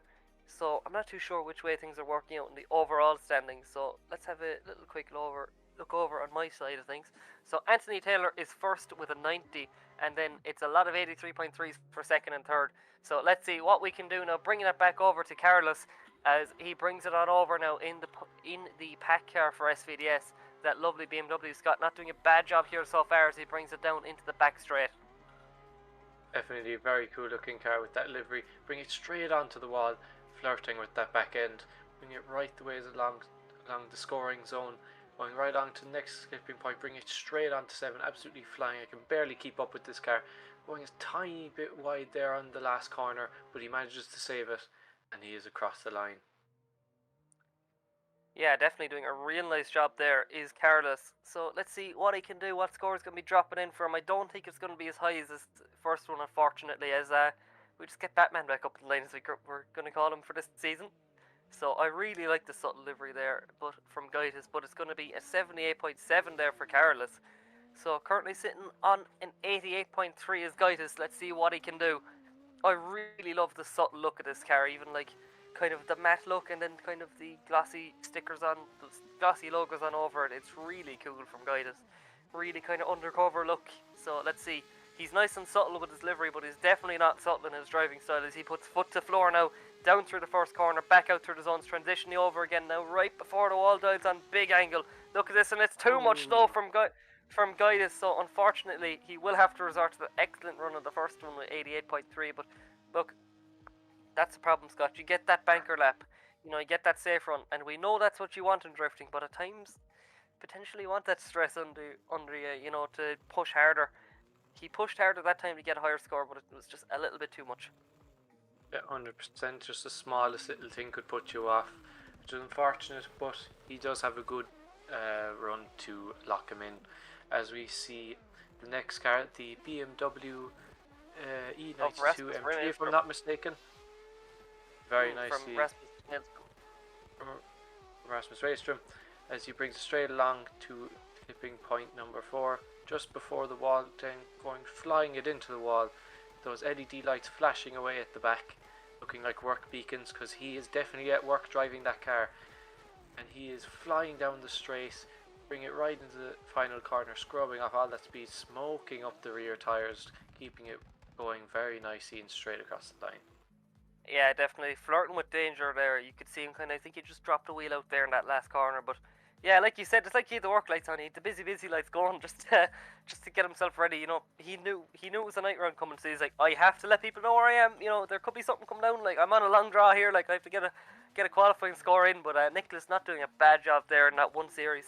As we bring it on to definitely one of the coolest cars in the grid. I can't say I'm a big fan of Volkswagens normally, but here I love it. This Mark IV Golf is being put to work, and we thought when this car was revealed that he'd just be, you know, he'd be what you call it, you know, that he'd be here just for fun. You know, he'd be here in a weird car. We'd be like, oh, look at that. But no, he is putting this car to work. He's definitely not a formality here. He's getting an 81.7 currently on the board, but let's see what he can do to improve it. And that car looks really snappy as he just drops 2 wheels out there, it seems, as it's not ideal from Nicholas Nightshield.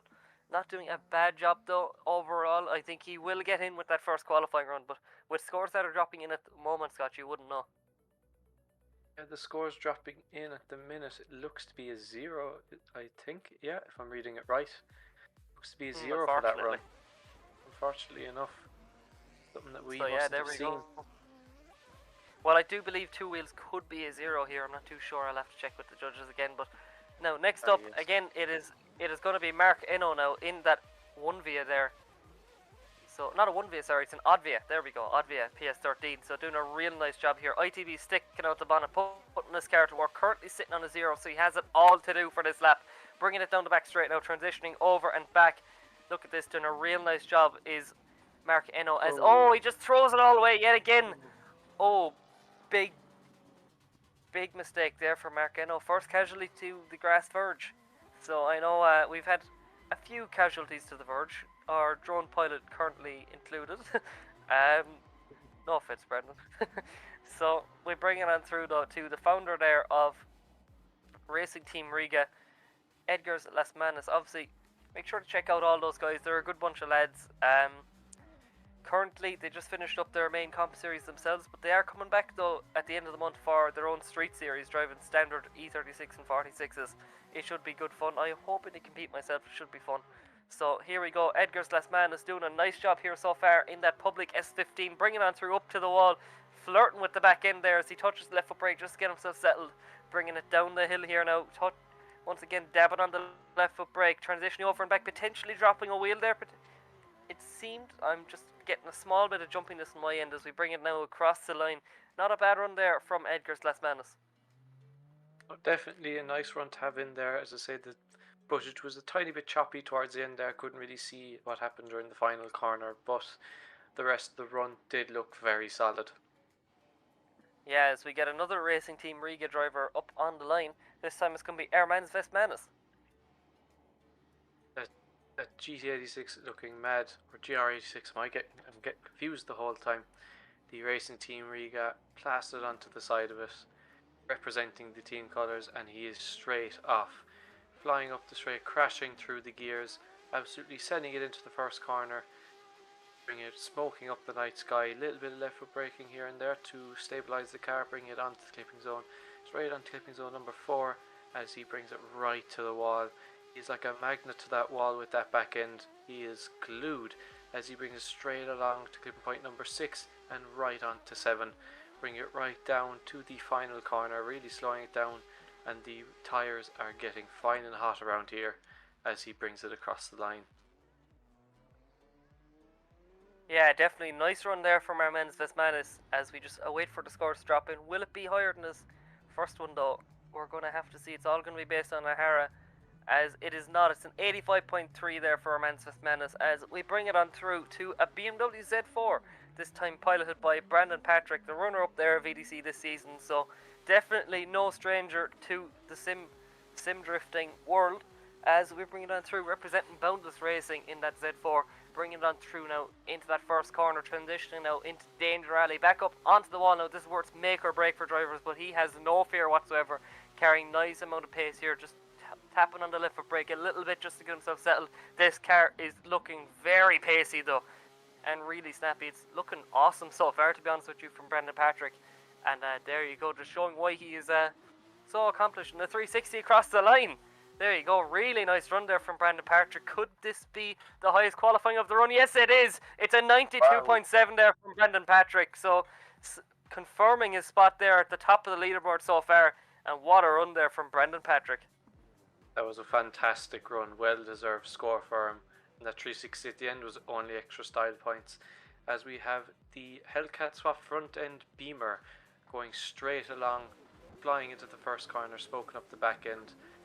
As he brings it straight onto the next clipping point, number 4, going straight onto the wall, watching that back end because it is very long on that car. Bring it right the way along, but there is no fear. Bring it right, using a bit of left foot braking here and there, helps stabilise the car, flying into the final corner, flames flying out the back of it as he smokes up the rear tyres to go across the line. And another 360, whatever 360. You can do, I can do better. So there you go from Liam Skehill. What you'll learn very quickly, Scott, is with Wild Monkeys, a lot of flames, a lot of front end swaps, and a lot of madness. That's all you need to know. But it's an 81.3 there from Liam Skehill. So not doing a bad job whatsoever. So here we go, up on the line. It's one of the OGs of SVDS here. Cameron Mustard driving that Matt Carter replica. One of the OGs of UK drifting then, R32 Skyline, as he flicks it in. A little bit of a correction there from Mustard as he brings it on through. As he flicks it on, transitioning now up for the wall, setting himself up absolutely pin perfect. Obviously, like I said, one of the OGs here at SVDS. Obviously, he has always been high up in the championship. He's always been in the fight, and potentially this could be his season. Obviously, with an 84 there in the first run, let's see, can he improve it as he brings it up across the line. And no 360, just big angle across the line. And I do believe this is going to be a high score from Cameron Mustard. Let's see, could this be in the 90s? As we wait for that score to drop in. and just a little bit shy of it. It's an 89.7 for Cameron Mustard. He does improve though on that 84. So there you go. Currently top in qualifying. It's going to be Brandon Patrick. These runs are just getting better and better, Scott. Yeah, something really cool to see as the evening goes on. We're hoping for even more better runs, and hopefully some great battles tomorrow. As we are joined by the man himself, the drone pilot and the media man and driver of the next group. It is going to be Mr. Brandon Carter. Hello. That was an interesting group to say the least. I'm going to say Yeah, that about definitely. every group. But wow, Brandon Patrick and Cameron. Just Yeah, definitely. woo. Yeah. I think Cracking this group runs. definitely showed the highs and lows of drifting. Obviously, Marcano just not getting it put together. He looked so comfortable in places, but unfortunately just couldn't get a score on the board. But then you saw the real highs of drifting then with Brendan Patrick. Oh yeah. Well, it's my turn, so I will see you boys later. And unfortunately, because I'm driving, there's no drone. Unfortunately, We could stick to the onboard, just saying. I mean, you're more than welcome to. Just get my good side. But yeah, hope everyone's enjoying the drone shots. This is a first for me, so hopefully they will get smoother over time. But we'll have to see. But we'll see you soon. Yeah, so you heard it there first from Brandon Carter. He's taken on all the jobs. He was commentating last season, as you would all remember, alongside the boot with me. And unfortunately, just, you know, I enjoyed it, but he's decided to move on, just focusing on media and his own driving. But look, I'm glad to have you here as well, Scott. Yeah, I've a big enough reputation to live up to, but I'm doing the best I can here, so I have big shoes to fill. Yeah, definitely. Look, you're doing a great job so far. But we're going to take a very short break while we get these guys sorted. So stick with us and enjoy the sponsors. Are you ready? I'm ready.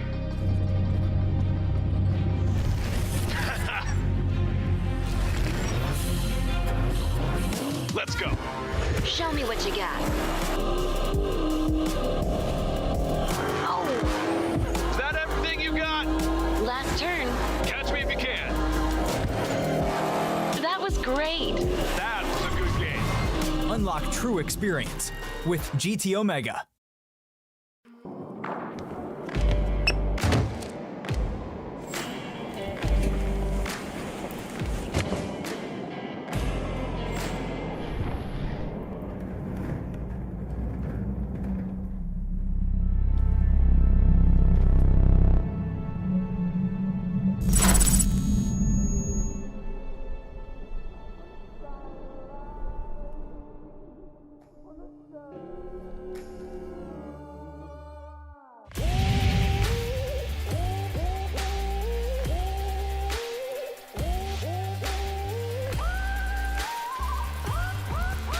GT Omega.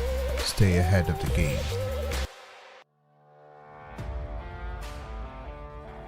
Carbon Drift Team, sponsoring SVDS Series 4. Looking for high quality model work or replica cars? CDT has it all in store waiting for you.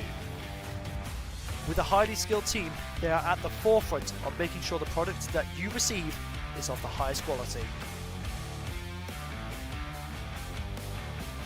Make sure to check out the socials and Gumroad for any and all projects to be released.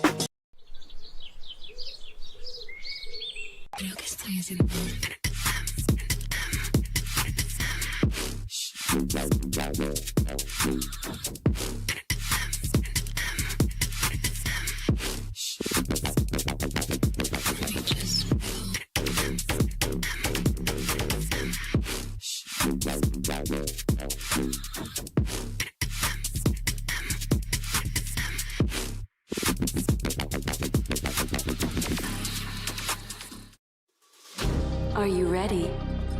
I'm ready.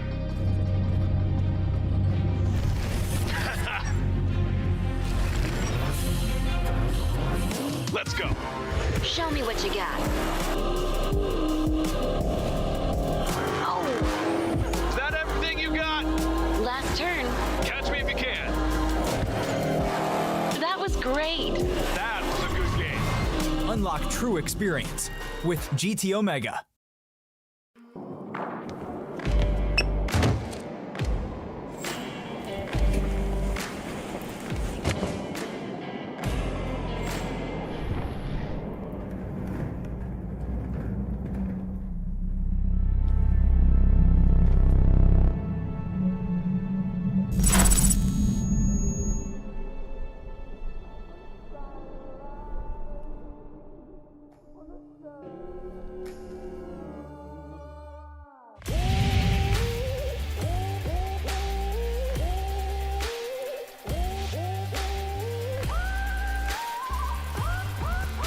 GT Omega.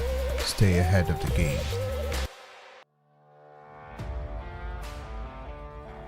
Carbon Drift Team, sponsoring SVDS Series 4.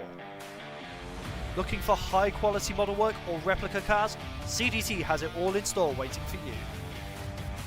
With a highly skilled team, they are at the forefront of making sure the product that you receive is of the highest quality. Make sure to check out the socials and Gumroad for any and all projects to be released.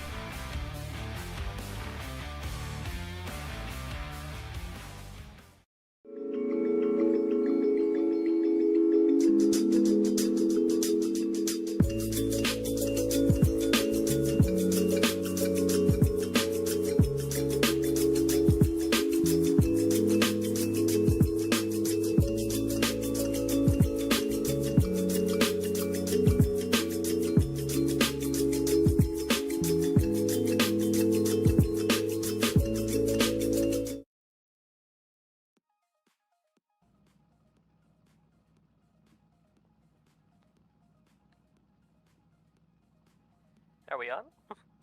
Be back.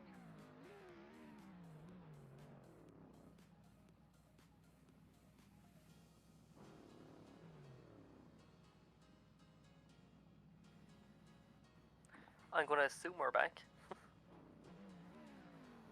Sorry, ladies and gentlemen, if we are. Just double checking. As I do believe we are back, so You're back. we are straight off. We're straight off the line, so I do believe this is going to be Nicholas Bond, I believe, off the line. Just waiting. So Bondy not doing a bad job there in that Corvette as he flicks it right up onto the wall. So let's see what he can do for the rest of the run. Not doing a bad job here so far, Scott. Oh, very nice. He's done that very aggressive front bumper, really making that car look mean and angry at the front end as he drops wheels there at the end of it, but bringing it across the line. Yeah, definitely a small update. I do believe that was actually Chevrolet Marcia. I think a few judges were on different drivers, so we're going to have to see. Apologies for the technical difficulties there, guys. So, Chevrolet Marcia not doing a half bad job. I think there was a few issues that crept in there, but I can hear you now. Sorry, just talking to our stream manager, everyone. Blackout, just making sure that everything is running as smoothly as possible. So, yeah, it is it was Chevrolet Marcia there on the line. So, next up is going to be, I do believe, it is Danique Joseph, I do believe is next. So, yeah, Danique Joseph up on the line. One of the hard chargers there from last season. So, it's great to see some returning names there to SVDS. A very cool looking car. The 400Z, The if I'm all-new not Nissan mistaken. Z. The all-new Nissan Z there, leaving the line. all-new That big Nissan duck Z. club on the door. So, yeah, not doing a bad job there is Danique Joseph. as he brings it on through the 326 wing. Really suits that car. I think that spoiler suits absolutely every car known to man, whether it's a modern car or an old car. But yeah, the 400Z, Nissan Z, all new Nissan Z, whatever you want to call it, is doing a really good job there as he puts foot to floor and wheel just flirting with the white line there. So great to see there from Danique Joseph. A really strong first qualifying run there, Scott. 100%. A great run. Could potentially top qualifying in this group. We've yet to find out when the judges give their scores. Yeah, definitely. So I think it's going to be quite a high score. There is some big names there in the in this group, so we're going to be just waiting to see there, as it is an 83 there for Danique Joseph, doing a real nice job there. So next up is Dominic Dejanovic in a GT86, I believe there. So let's see what he can do. I think this is another new name to SVDS, unless I am wrong, but I do believe he's new. So let's see, flicking it in right up onto the back bumper to the wall. Look at this now from Dominic. Really comfortable in that GT86 as he puts on big angle, really snappy transitions. This is looking really strong, Scott. A few little wheels off there. No! Once again, we have another casualty there to the wall. It's such a shame to see. It's make or break at that section of the track, really, Scott. Yeah, it's very dodgy, but it means run 2 is going to have to be a very safe one, as there's a second spin out on the way back. But look, at least he tried to continue on the run. You know, he put on a show for us, but unfortunately there, just not all putting it all together for him. Just a few small mistakes creeping in, and then that big mistake, obviously, with the wall. So we just wait now. It is going to be Porter Stewart Holmes now up on the line, another new driver for SVDS. As much as it is great to see the returning drivers, it is really nice to see some new drivers as well coming on in. And it is a Nissan S13 there, 180SX front, and I do believe, yeah, it is a SIL 80. So SIL 80 there, coming through, putting on big angle there, flashing the lights there. As I really like the livery, kind of really old school racing inspired there, as we bring it on through. Potentially inspired by the old Fairleader race cars, if you remember the Nissan colours, just converting the white and red and blue over to green and black. But look at this, really nice job there from Porter. And not a whole pile to complain about there, Scott. Definitely not. No, Porter put in a cracking run there, as the score looks to be pretty good. That's coming in. Definitely a good base run to have, as it is a 72 for Porter. Yeah, definitely. Bring it on now to Jordan Riley now in a GR Corolla. So really cool to see, once again, a variety of cars. Traditionally more seen in America, but look, he shipped it over to Scotland there now for this competition, Scott. Oh yeah, as he sends it through the first corner. I assume this car is on E36 data, since it's one of the oddballs of the group, we'll call it. Bring it right the way up along the wall, coming down to clipping point 6, right along to 7, firing it. Oh, no, never mind, sorry, there was a shutdown. Yeah, potentially they're having a few sim issues, and I do believe there is actually official data for that car. So there is. There you go. Unfortunately, it's a 0 there for Jordan Riley. Next up is another man who is no stranger whatsoever to sim drifting. It is going to be Brandon Gardner, the founder of Boundless Racing. So great to see once again the likes of Brandon coming on over to SVDS, giving it a try. Let's see what he can do to shake it up in that gorgeous GT86. The checkered flag liveries, I'm going to call it, flicking, and it's a big flick there for Brandon Gardner as he puts foot to floor now, washing out to the white line. Really smooth run here so far from Brandon Gardner. Let's see what Gardner can do as he transitions over now in that Boundless Racing GT86, right up onto the wall now. Fully committed here as he gets the grips with this layout in this car. Bringing on over now, big flicks yet again, and look at this, fully committed there from Brandon Gardner, just showing why he's so comfortable in that car and why he's so comfortable with sim drifting, I suppose. Obviously, it is do check out his pages and Boundless Racing, and not a bad old run there, Scott. Very good run. You can tell this definitely isn't his first comp. It's not his first rodeo, no. As he gets an 883. No, it's an 88 for Brandon Gardner. So really nice run to set him up. Really good banker lap. Obviously, these drivers will be looking to have a good banker lap in place for themselves and you know, they can push the label a Definitely. little bit more in the second one. So next up is going to be Nathan Veer in that Iscuco BMW. Let's see, his teammate was known for real big snappy transitions, and I think he's going to be exactly the same as Nathan puts foot to floor on big angle here, Scott. Definitely a very cool looking car, the M2. Bring it right the way along, all the way to the wall. Absolutely flying it up the bank. Bring it up to the top right through the scoring zone and going equally as fast on the way down. Flying it down the main straight. Absolutely firing it into the corner. Flames from underneath the car. Bring it right the way along. Nice bit of angle across the line. Yeah, definitely not a bad run there at all from Nathan Vieira. So it is going to be an 84 for his first one. So here we go. And now it is a good friend of ours here, Scott. It's going to be Brendan Carter up on the line in his newly livered Team Reverse Team Hashira Drifters S15, obviously also representing his own side of things with Team Frontside Racing. But look, representing the very famous Japanese drifting team in Team Reverse, obviously spent a lot of time there with Ryusei. He will be actually going to Japan actually in January next year, so it's great to see Brandon, you know, making his way out into the real life side of things as well as making waves here in the sim side of things, and he is looking fast and comfortable.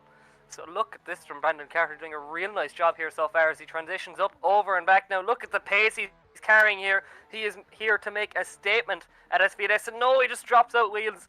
Potentially that could be a 0 if it's 2 wheels, but Brandon Carter was looking really strong, and there's a lot of potential there for the first run, but I don't think it's going to be 0, thankfully, for Brandon Carter, so he will have a score on the board.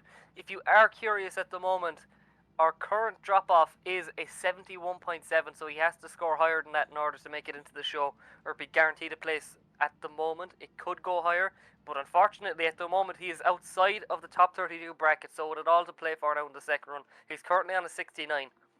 So here's how it stacks up at the moment, and it just shows the highs and lows of drifting here, Scott. You know, you have big runs like Brandon Gardner there with an 88, and then some people on zeros.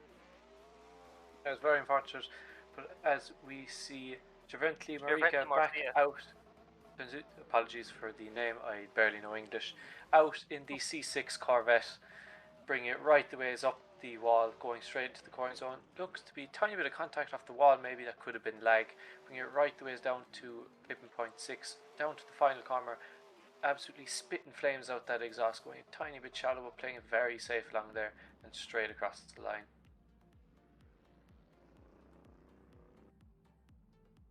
Once again, yeah, I definitely. do apologise for that name butchering, but I am not particularly great at this. Yeah, no, you're getting to grips with it. So once again, it is not an improvement. It's a 69.7 for Chevertny Marcia, and at 71.3, it's realistically probably not going to see him through, unfortunately, as we're pretty much on that now with the drop off, and we have some more drivers to go on. So it is going to be Danique Joseph going on through in that all new Nissan Z, bringing it on through. Look at this, that big Duck Club car, putting foot to floor and angles on the track. Look at this now. Like, could we ask for anything more than night round? I was waiting all season for it, and it came the last round, which was really cool. But getting it straight away, it's, you know, it's just the serotonin I need. It's just making me happy. I love night rounds. I think night drifting is the coolest thing you can possibly do. Definitely have to agree with you there, Luke. It is fair cool just to see the lights brighten up the night. Really makes for an interesting drift event. Yeah, definitely. As we bring it on now to a man currently sitting on a 0 and with it all to play for. So it is going to be Dominic Dejanovic, and I do believe it was the wall that really caught him out here, just washing out a little bit wide. Obviously, we've commented with these GT86s, you have nothing behind the back wheels, so it's make or break. As he brings it right up onto the wall, no fear from now with the back end of the car as he rubs it on the first wall straight away. Bringing it on down now, flicking it over and back, really snappy looking car as we get them gold DSO5s. So not often do you see those STRO M wheels in gold. Potentially, look, Strom, if you're listening, I don't mind. Look at those gold wheels with the chrome bar. It looks quite cool. I know you can get bronze, but let's see. He's getting a score on the board this time. Flirting with danger though is Dominic. Looked a bit ropey there in that last section. I think he was definitely flirting with danger there. Definitely the nerves could be set in now because he had it all to play for here in run 2 to see if he can make it through to top 32 and make it through that bracket threshold.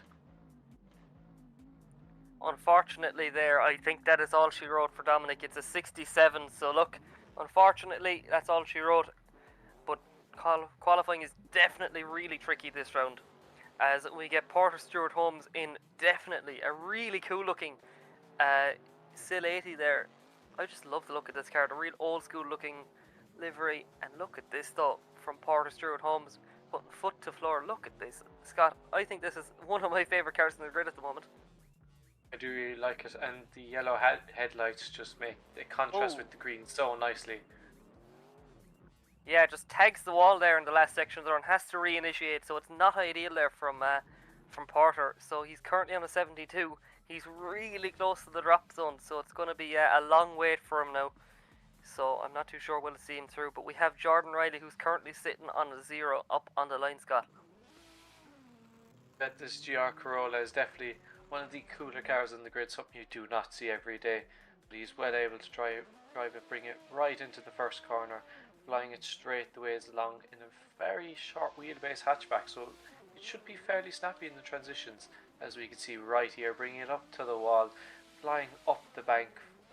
Full lock is on that car, going right the way down the bank, picking up a load of speed down here, bringing it on to the final corner, going a tiny bit shallow on entry, but bringing it nice, washing it back in, and goes a tiny bit shallow across the line. Yeah, not perfect whatsoever. He did not get a score on the board, so it's a 0-0 unfortunately for Jordan Riley. Hopefully we'll see him back for next round. So that's all she wrote, as we bring it back now to Brandon Gardner, the founder there of Boundless Racing, in that gorgeous GT86, Scott. It is very cool looking. As you said, the checkered flag look is something very cool. I do like that kind of design, as he sends it up to the wall, LEDs brightening the night up at the front of that car, looking very aggressive with that front bumper.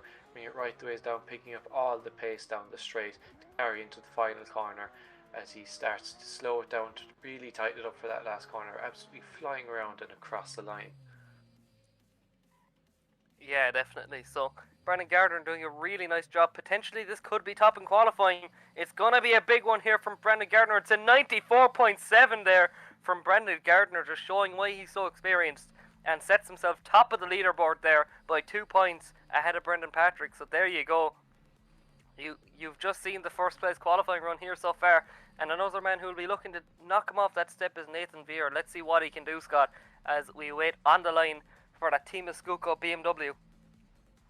So it's actually amazing to see the level of driving here so far, as we put foot to floor, slam through the gears here now, down the straight, flicking it on in. Look at this now, big angle from Nathan Veer. It seems to be what this Team Escuco is known for, as he washes nice and wide out to the track now, as Veer puts foot to floor, transitions over now, right out to the white line, past our lovely sponsor logos there, as we bring it right up to the wall. Let's see what he can do down Danger Alley, the fastest section of the track, carrying huge pace. It's like an old rally clip, you know, where you'd see the cars flying by there. It's definitely a flyby of sorts with that camera, and across the line there. Not a bad job there at all from Nathan Veer. And spins it after the line, exactly where you want to spin. Here for the judges' scores to come in. We're waiting for Rice to drop in his score, and it is an 88.3, a nice improvement over the first run.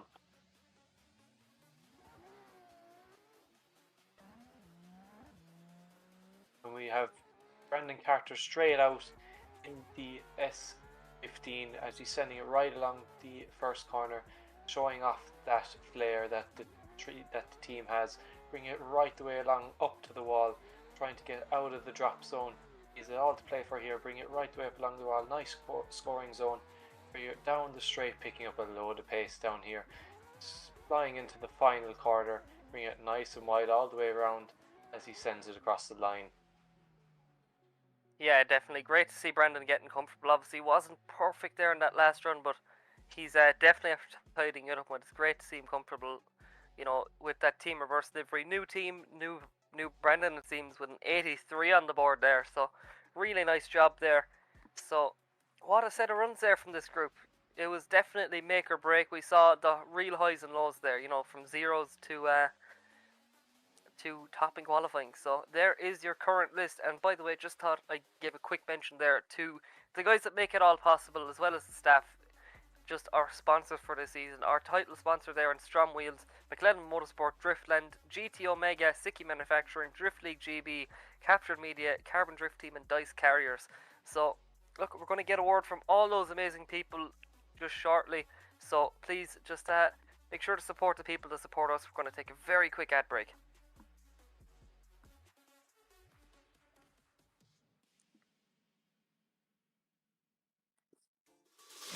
Are you ready? I'm ready.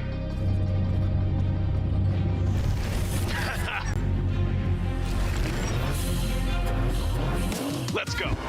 Show me what you got. Oh, Is that everything you got? last turn. Catch me if you can. That was great. That was a good game. Unlock true experience with GT Omega.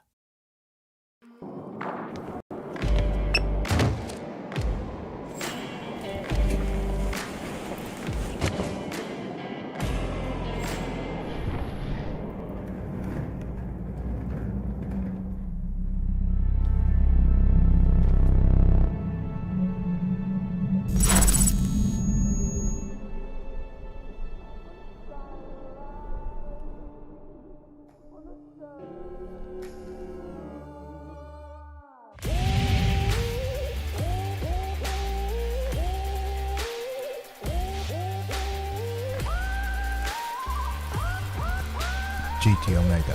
Stay ahead of the game.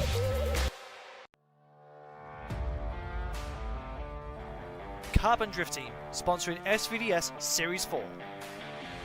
Looking for high quality model work or replica cars? CDT has it all in store waiting for you. With a highly skilled team, they are at the forefront of making sure the product that you receive is of the highest quality. Make sure to check out the socials and Gumroad for any and all projects to be released.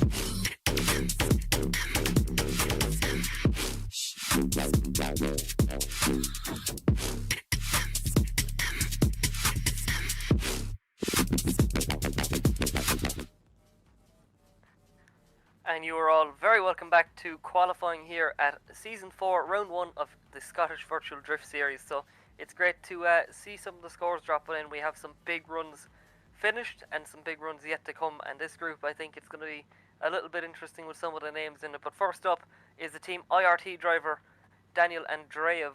Obviously one of the hard chargers there from last season, so it's great to see him back up on the grid, and this is definitely a really cool looking car. It's definitely colourful, Scott, that's all I'm going to say. Definitely.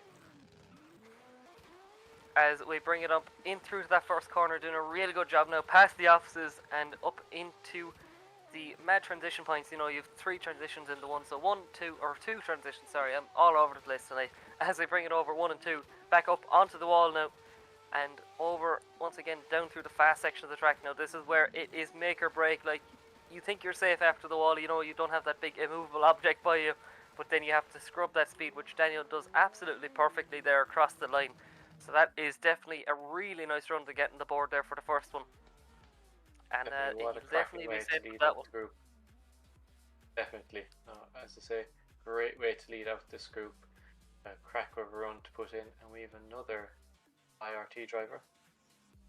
Yeah, definitely. So it is going Vitaly Izaev there. So the All I Bet sponsored car. So great to see. Look at this. Once again, really colourful, and yeah, really cool to see. So what can Vitaly do with his teammate currently now leading the group with an 86? So not doing bad whatsoever. So what can Daniel do? Because I don't know if you know this, Scott, but in drifting, in motorsports in general, it doesn't matter about beating the other drivers. You just have to beat your teammate. Yeah.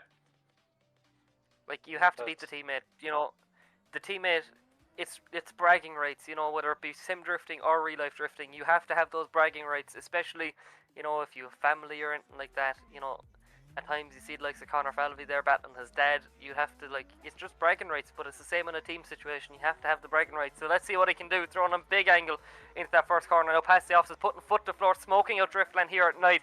Bring it on through now, over here now, into the 2 transitions, not the 3, up onto the wall. And let's see, into that long outer zone here now, where you have to be a little bit shallow off the wall. And back down now into the dangerous section of the track, where you have to scrub speed, not drop wheels off track. Look at this, right up by the wall now, into that last corner, shallowing off the angle now, and diving it right back on past the line. So it's a really nice run there from Vitaly Izaev, and this could be a big run dropping in here, Scott. Oh, definitely. It is looking very promising, and definitely someone who's put in a good few hours here on the sim rig. Definitely, it's fast, and it's a 92.3 there for Vitaly Izaev. And another man who will be looking to put a stop to it is this man up on the grid. It is last season's champion, the reigning champion, Mr. Darius Ostraka. So let's see. Obviously, I don't believe we have his teammate this season. So look, he's going to be the only Team Murta car, obviously campaigning in S14 last round, driving in S15 this time. Let's see what he can do, flicking it on in. Let's see, everyone will be watching this run. Everyone will be looking to beat this man, but let's see, will the pressure get to him? Obviously, I do believe this is a 2-time champion now of SVDS, so coming on into that big walled section of the track, and look at this from Darius Ostraka, putting on a show for us here as we transition in over and back now into that last corner, and just showing why he's last season's champ, showing why he's so good on the sim. And there you have it. What a run there from our previous champ in Darius Ostraka. That was very nicely done, showing us he most definitely still has it. He definitely has it in him to win the championship once again. Yeah, definitely. Obviously, it's still early days, but he's going to be wanting to make as good an impression as possible.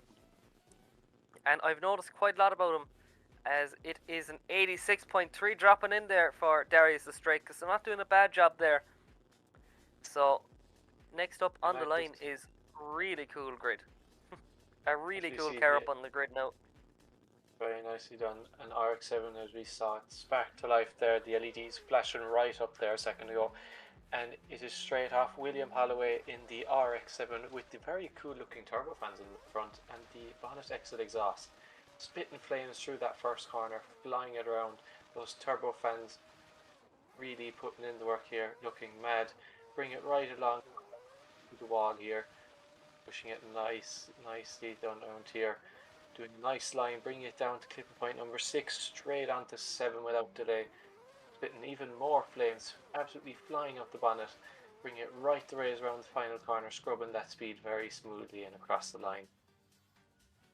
Yeah, really nice run there for William Holloway. Obviously, he is sponsored by the Formula D driver Kyle Mohan, so obviously really relevant there. Obviously, with Kyle Mohan in real life moving over from the RX-8 back to the older RX-7. So William Holloway, he was there. He was always there in the RX-7. He was just like tempting Kyle, just go on to the better Mazda. So it's an 88.7. Let's see though what Marcel Stadinsky, one of the big names from last season, putting on a big show for us. Let's see. He's back to his ways though, putting on a show. Is Marcel putting it up onto the wall now?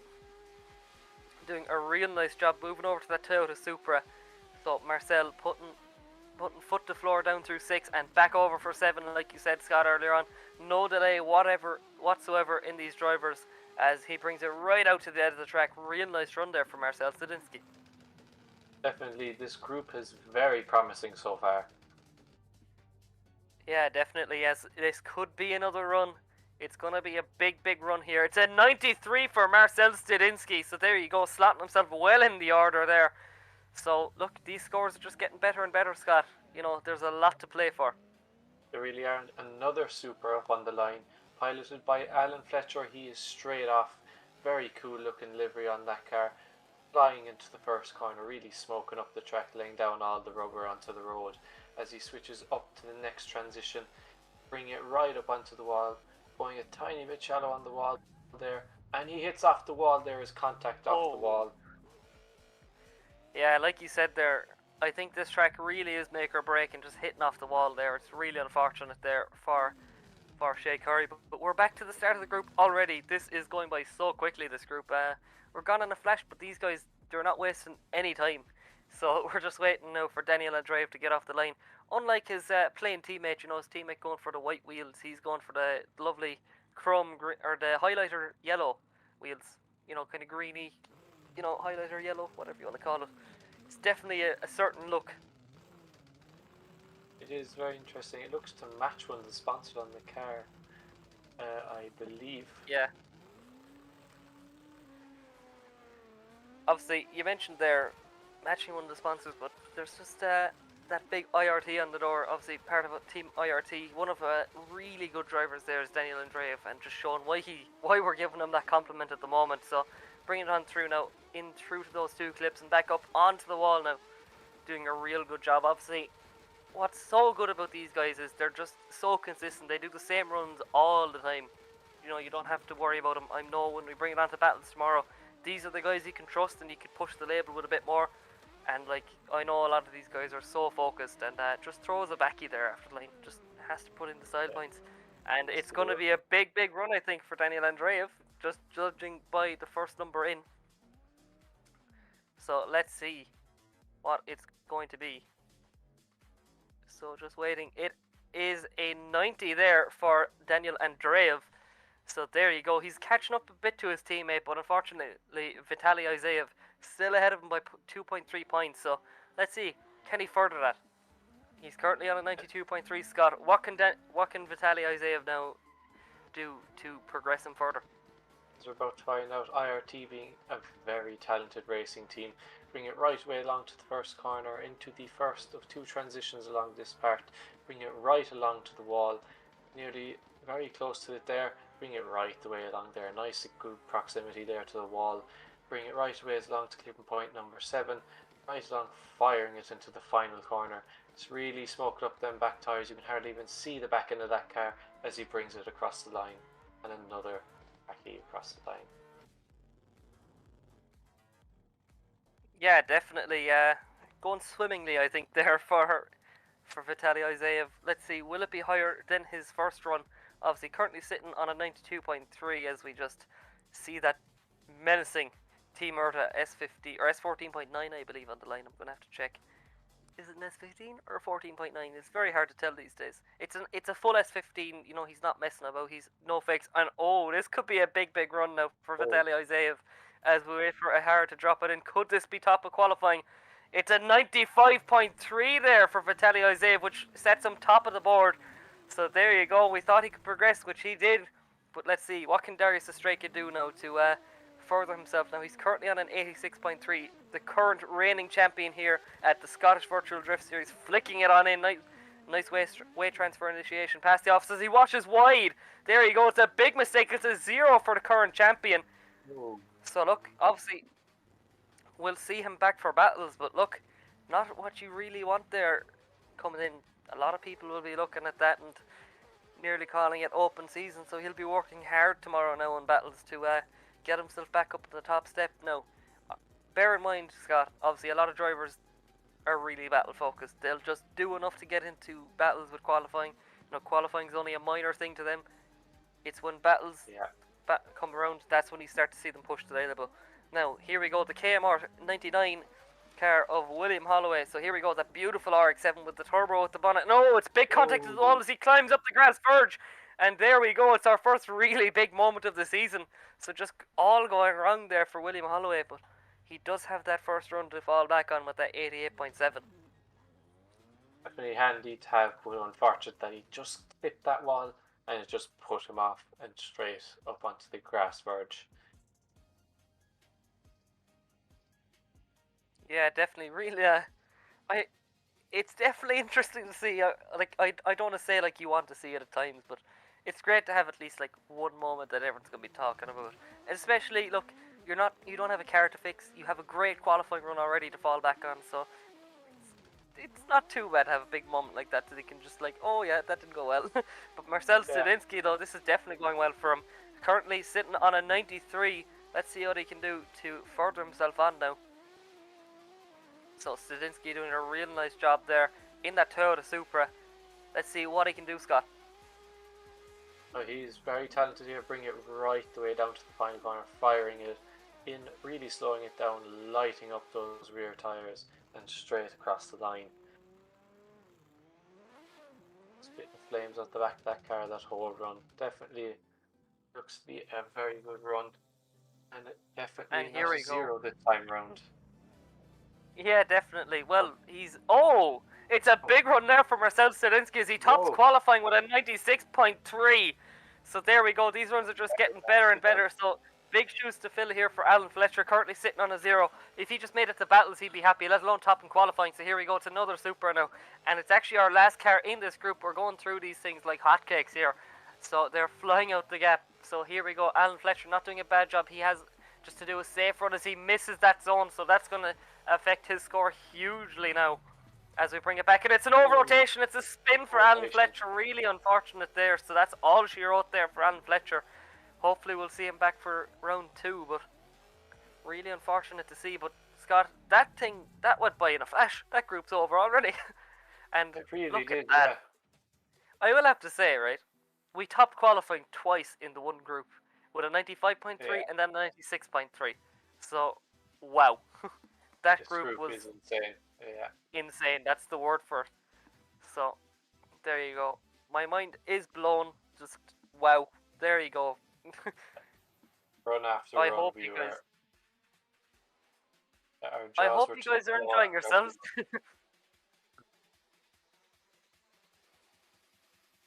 So this is the top 10 overall in qualifying. So it's a 96.3 with Marcel Studinsky, Vitaly Izaev with a 95.3. Then P3 is Brandon Gardner with a 94.7. So, wow. Look, I hope you guys are enjoying yourselves, because if that isn't entertaining, I don't know what is.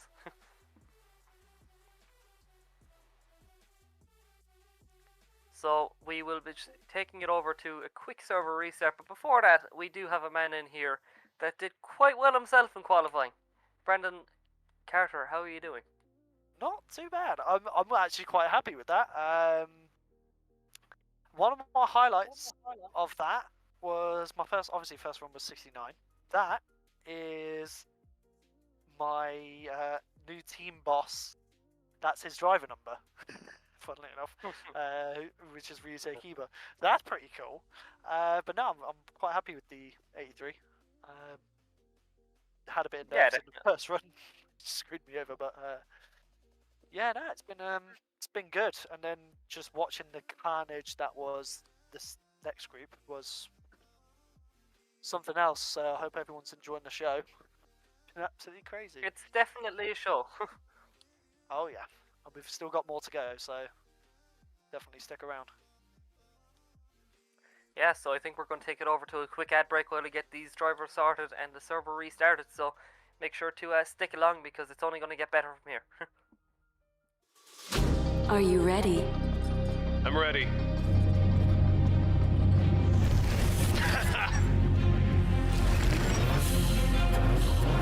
Let's go. Show me what you got. Oh, Is that everything you got? last turn. Catch me if you can. That was great. That was a good game. Unlock true experience with GT Omega.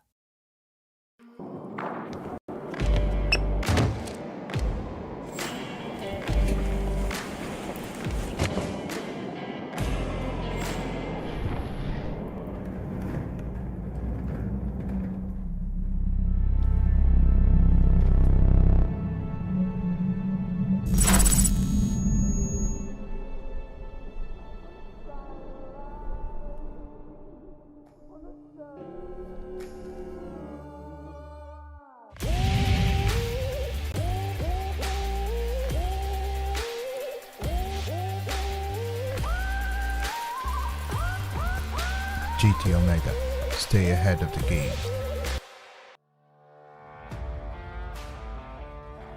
Carbon Drift Team, sponsoring SVDS Series 4. Looking for high quality model work or replica cars? CDT has it all in store waiting for you. With a highly skilled team, they are at the forefront of making sure the product that you receive is of the highest quality. Make sure to check out the socials and Gumroad for any and all projects to be released.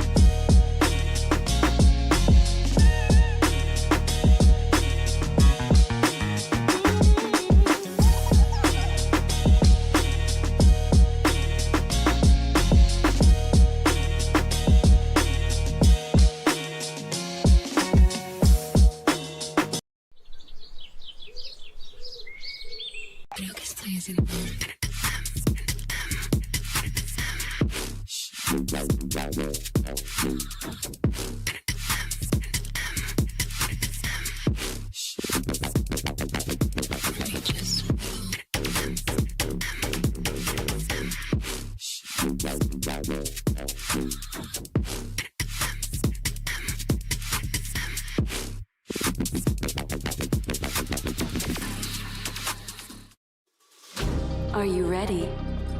I'm ready.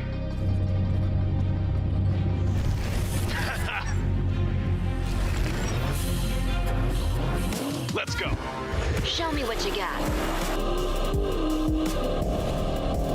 Oh, Is that everything you got? last turn. Catch me if you can. That was great. That was a good game. Unlock true experience with GT Omega.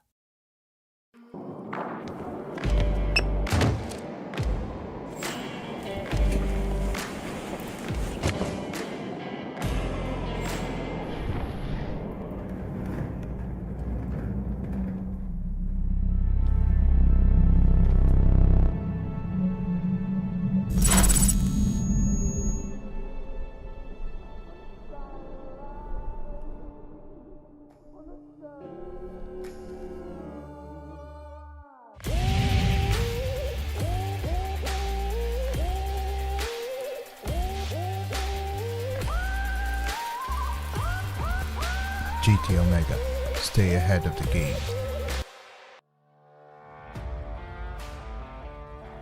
Carbon Drift Team, sponsoring SVDS Series 4.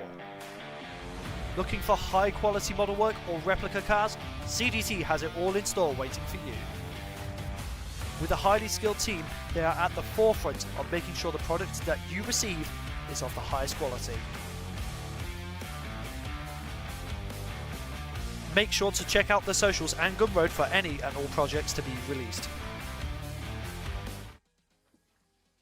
And you are very welcome back. We're nearing the end. This is our second last group for qualifying here at SVDS. So look, great to see such a turnout there of drivers. So we are going thick and fast through these drivers. So next up is another really unique car there up on the grid. It is a Cadillac there, obviously driven in Formula D by Jonathan Cash.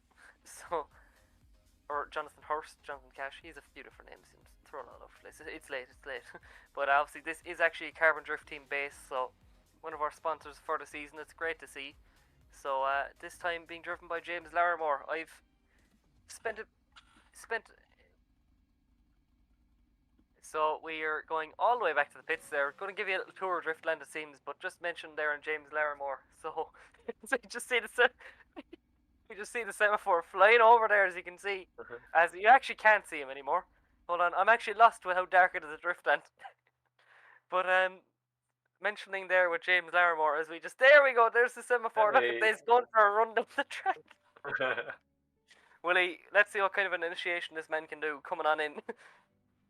So there you go, doing a real good run here is one of our judges, Rise. Look at this. Scott, what you think? Very professional. Extremely good driving here out of the light. Get it on the drone camera. Look at this now from Rise. But anyway, back to this man, James Larimore. I spent a bit of time with him in the VCs and stuff pre-season, and he's a really nice guy. And he, in his own words, he has done countless amounts of Driftland that he's gotten bored, but I don't think he'll be bored this time, as we get the dollar signs there on the back lights. Could you get cooler than that, Scott? That is extremely cool. Something really cool car that really does stand out in this grid. Yeah, definitely. As we leave the line now, up on the drone cam, banging down through the gears, flicking on in that rear red, getting put to work, getting plenty of air there out in the open as we see the flames leave the exhaust there. Look, not too bad for his first ever qualifying run here of SVDS. Bringing it on through now. Just a little bit deeper he could have been there as we bring it out to the wall. He's putting on big angle here, but not getting himself caught out. He's not doing himself any shame at all here as he brings it down into that final section, carrying a lot of pace into that last corner now. Out to the white lines here now and across the line. Not bad whatsoever for James Larimore. Oh, definitely a fantastic first run to have in such a cool car. Something that I really think is very cool. When I seen pictures of this up on the Instagram, I thought that this was something really cool, something really different. Yeah, definitely. So just waiting for that judge's decision to drop in, as that is a really nice S15 up on the line. I do like the livery. It's really reminiscent there from Peter of the old Westlake liveries. You know, they used to be dominant there and kind of IDC in real life. Yeah, great to see the kind of. Yeah, I know there's a Valino tires in the quarter panel, but it just reminds me of those old Westlake tire liveries. So just waiting for the score to drop in for James Larrymore. And it is a 71 there, not bad whatsoever. I do believe now that is outside the drop zone, so a bit more work to do for the second one. But here we go from Peter Czechowicz. Apologise for the pronunciation. No, it's a big contact there as he slaps it off the wall. So unfortunate there for Peter Czechowicz. Fortunately, another victim to the wall there, as we saw. Yeah, definitely. So I do think that's another new driver. So he was definitely eager. You know, he wanted to make a big impression on the judges by running the wall, but just a little bit too deep there as we delve into the shadows now. This looks awesome, the drone camera. As we bring it on to Kobe Ardrey, another really cool looking S15. Definitely really cool with the flames up the side, and there's no shortage on sponsors here, as he is laser focused, getting ready to leave the line in that lovely S15. And he is off, he is straight off, going crashing up the gears, going right up the straight, flying it up. High initiation into the first corner, he's flying in here. He is dialing on a bit more angle here for the next transition. Going tiny bit shallow there, very nice see through there, straight onto the wall. Bring it right the ways up into the scoring zone. Rear ring is very close to that wall. He is not afraid of it though. Bring it right the way along the straight, flying it into the final corner. Really lighten up them back tyres once again and across the line. Not a bad job at all from Kobe Ardrey. So yeah, he can definitely be happy with that one. So I do think another new driver, so a lot of new drivers on the grid, as we get another new driver up on the line in that beautiful GT86. So more on him in just a moment as we wait for that score just to drop in there for Kobe. As we get a nice show look at this. So it is a 77.3 for Kobe. So up on the line is Mr. Peter Nemeth. So I've known Peter for a long time, even through the old CarX scene. So great driver, great judge, and he's in a really nice GT86 here for SVDS. So let's see how he can do. Note, I will have to say he might be good on the track, but he's not very good in voice chats. You know, he refused to do an interview for me previously, so just like doesn't really reflect well on his part. I promised him that I would call it out in stream, and here I am. But Blackout in the Door, obviously sponsored by our streamer here at SVDS. So look, great to see him making the move over from the CarX world into the Assetto world. But Peter not doing a bad job here so far as he puts it across the line. And yeah, that GT86 putting on a show for us here, as it is going to be a pretty good score, it seems, as we just wait for Ahara and Rice to put in their scores, as we wait up on the line for a man that I've been waiting for all night to get up on the line. So look, more on him in just a moment as we wait for Big Pete's score to drop on in. So just waiting, and as we just await now, just waiting for that score to drop in. It's a 79.7 for Peter. So up on the line, we said, I don't know if we put out the announcement, we do have a celebrity guest. Muhammad Ali is off the grid, and he floats it in like a butterfly, and he's about to sting like a bee on this run as he flicks it on in. Look at this from Muhammad Ali in that GT86, coming on through, transitioning over and back now up for the wall. And look at this, that GT86 is being put to work as he brings it right out to the wall now. So look, his back is up against the rope, but this isn't a bad thing for once. In drifting, we want to see you as close to those walls or the ropes as possible, but unfortunately dropping out a wheel and zeroing out his run, so something wrong there. Unfortunately, that will be a zero for Muhammad Ali. It's very disappointing, especially for a driver with such a nice name.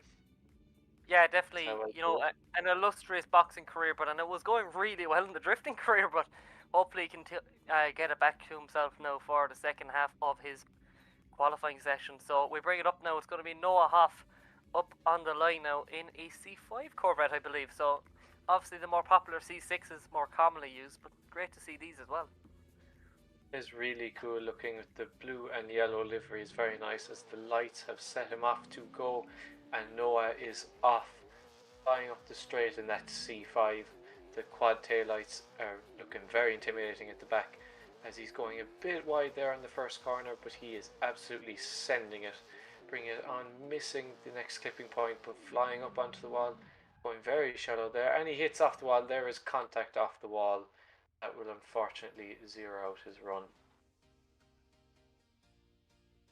Yeah, big mistake there, unfortunately, for Noah Hoff. As we bring it on to, definitely, we've had a lot of new drivers this group, but this man is certainly not new. It's going to be Nickel Wiedeker, doing some really good runs there last season. Great to see him back now, as we just await up on the line. And really cool looking livery. That red and white is just looking chef's kiss. The black accents really do make it look really cool as well at the back end. Yeah, definitely. Kind of transitioning into the light red into the dark red. So nice to see, you know, returning drivers as well as new drivers. So just awaiting for the lights to go as we get that lovely drone cam. Obviously, once again, big shout out to Brandon Carter for, you know, doing all these you know, fancy shots for us. And he is, as we leave the line. off. The Canadian slots it into gear there as we bring it right nicely into the drone cam here at night under the lights of Driftland, as he brings it nice and wide out through to the transition section, now over and back again, and transitioning back up for the wall, setting himself up really nicely. Now look at this. Now the maple syrup is flying, I suppose, as we transition back. Now Nickel Wiedeker doing a real nice job here in that Toyota Supra, and once again, it's great to see these Supras seem to be getting really popular this season. Definitely, you're seeing more and more of them every time. Looks to be a pretty good run. Definitely a fairly safe one to have locked in. As we and it's a wait 71, so that is actually out of the drop zone. So with it all to play for in the second run.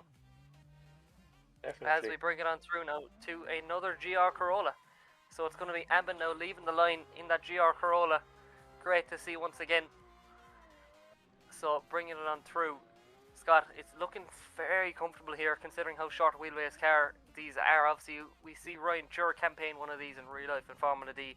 So, you know, we brought one of these from America all over to Scotland. Yeah, it's a very cool car standing out. Kind of nearly looks gold in some lighting underneath here as he brings it right around the corner and across the line. Yeah, definitely doing a real nice job there is Ahmed. So, let's see, we bring it back now to James Larrymore. Obviously, last time we were really focused on Rise. You know, he was just making a beeline from the pits over to the start line. So, this time we really had to focus on that beautiful Cadillac. You know, you know, the drop top, just really stylish. You know, you would never see one in Driftland in person, but, you know, this is the beauty of the sim racing world as he slots it into gear now and brings it down the straight, flicking it on in. Once again, a lovely livery there made by our very own Kyle Mavs, but he shuts it down, so it's something really wrong there with James Larrimore, and unfortunately he's outside the drop zone, so that is all she wrote for James Larrimore. Disappointing. It's such a cool car that I'd love to have seen get through and at least get another run out of it, but can't get them all.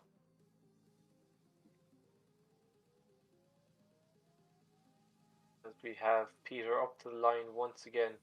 He is on a 0 currently, so he has it all to play for here in the S15, and he is straight off. A bit of a smoky start there, flying into the first corner, really smoking up them back tyres. He is sending it here. He is it all to play for. Through to the first 2 transitions during this part, bringing it straight onto the wall, flying up. That car is putting in work, and so is the driver, bringing it all the way through to the 6th and 7th clipping point, bringing it right down to the final corner, going washing a nice bit into the middle of the track there and across the line. Yeah, definitely. Nice run there from Peter. Very reminiscent once again as that S15 of the Westlake liveries. That's all I can say about that car. It's just really cool looking. It's a bit of nostalgia on my part, personally. Definitely. And we bring it back to that Sim Magic STRO M Wheels Toyo Tires S15 of Kobe Ardery. So currently sitting on is 77.3. I do believe he is outside the drop zone at the moment, so he has to do it in this run in order to get it through to the next stage of competition. The lights are gone, and he slots it into the gear there now, and starts rowing through the gears there.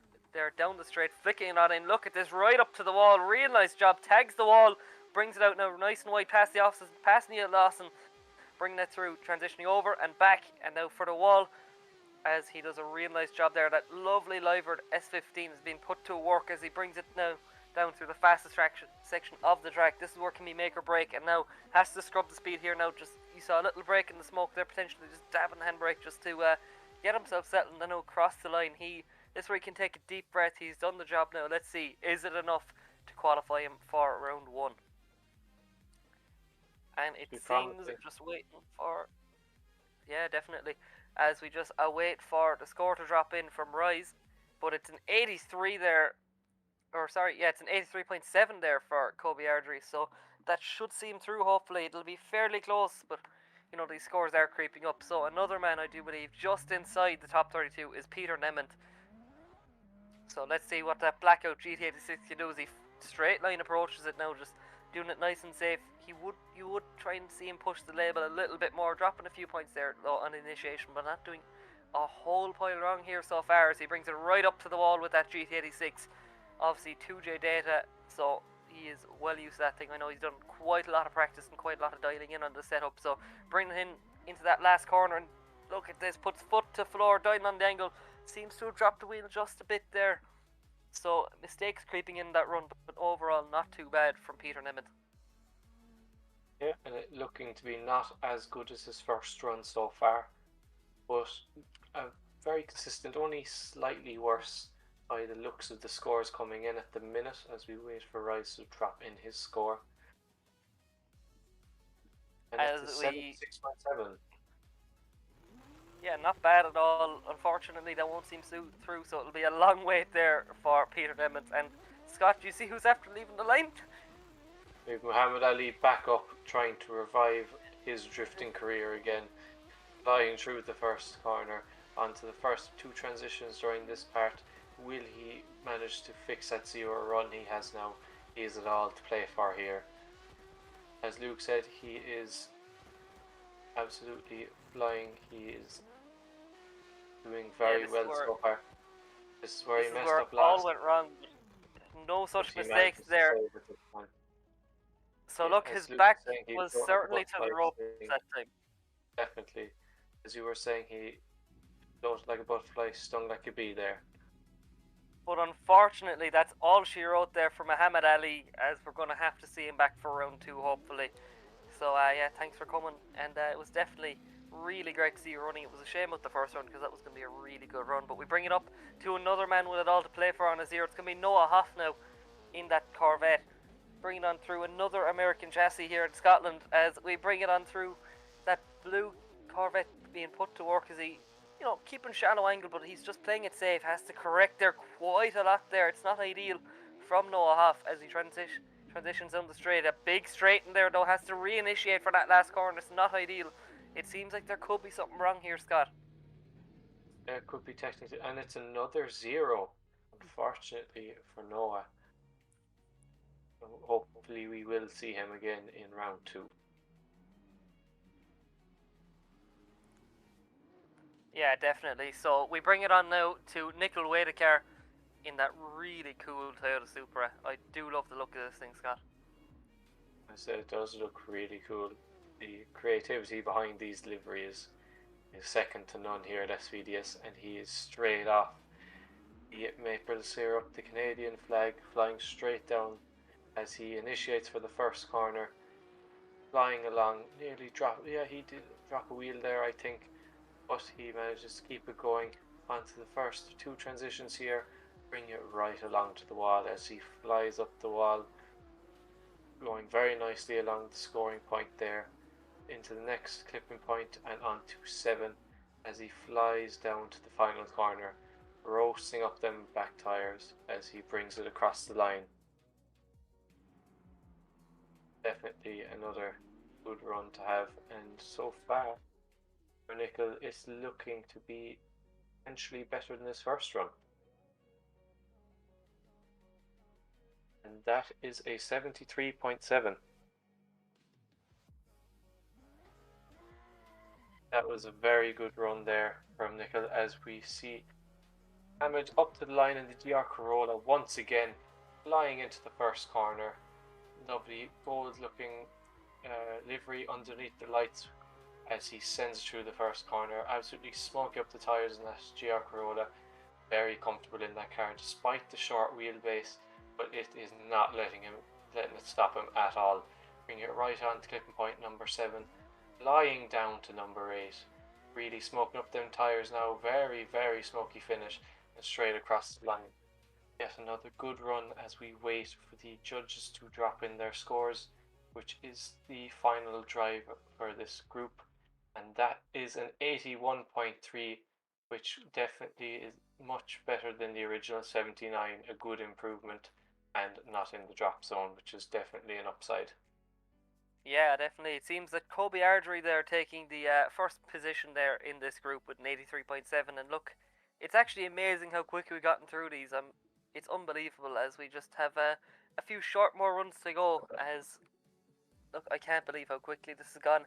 You know, we saw the big list of names there at the start of the day, I suppose, Scott, and we've gotten through them thick and fast. Exactly, and we're already on to the last group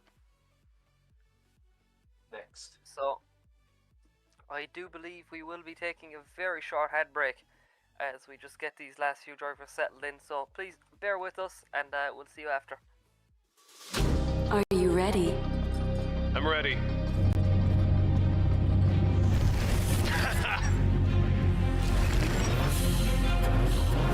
Let's go.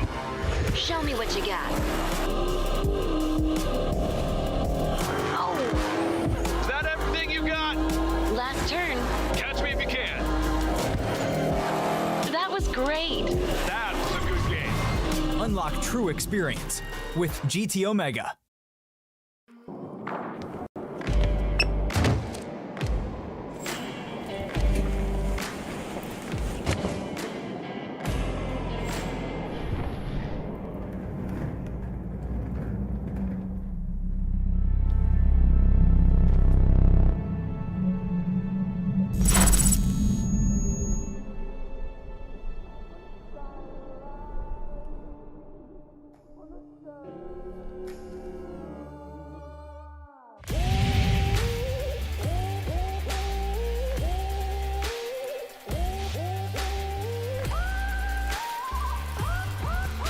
GT Omega, stay ahead of the game.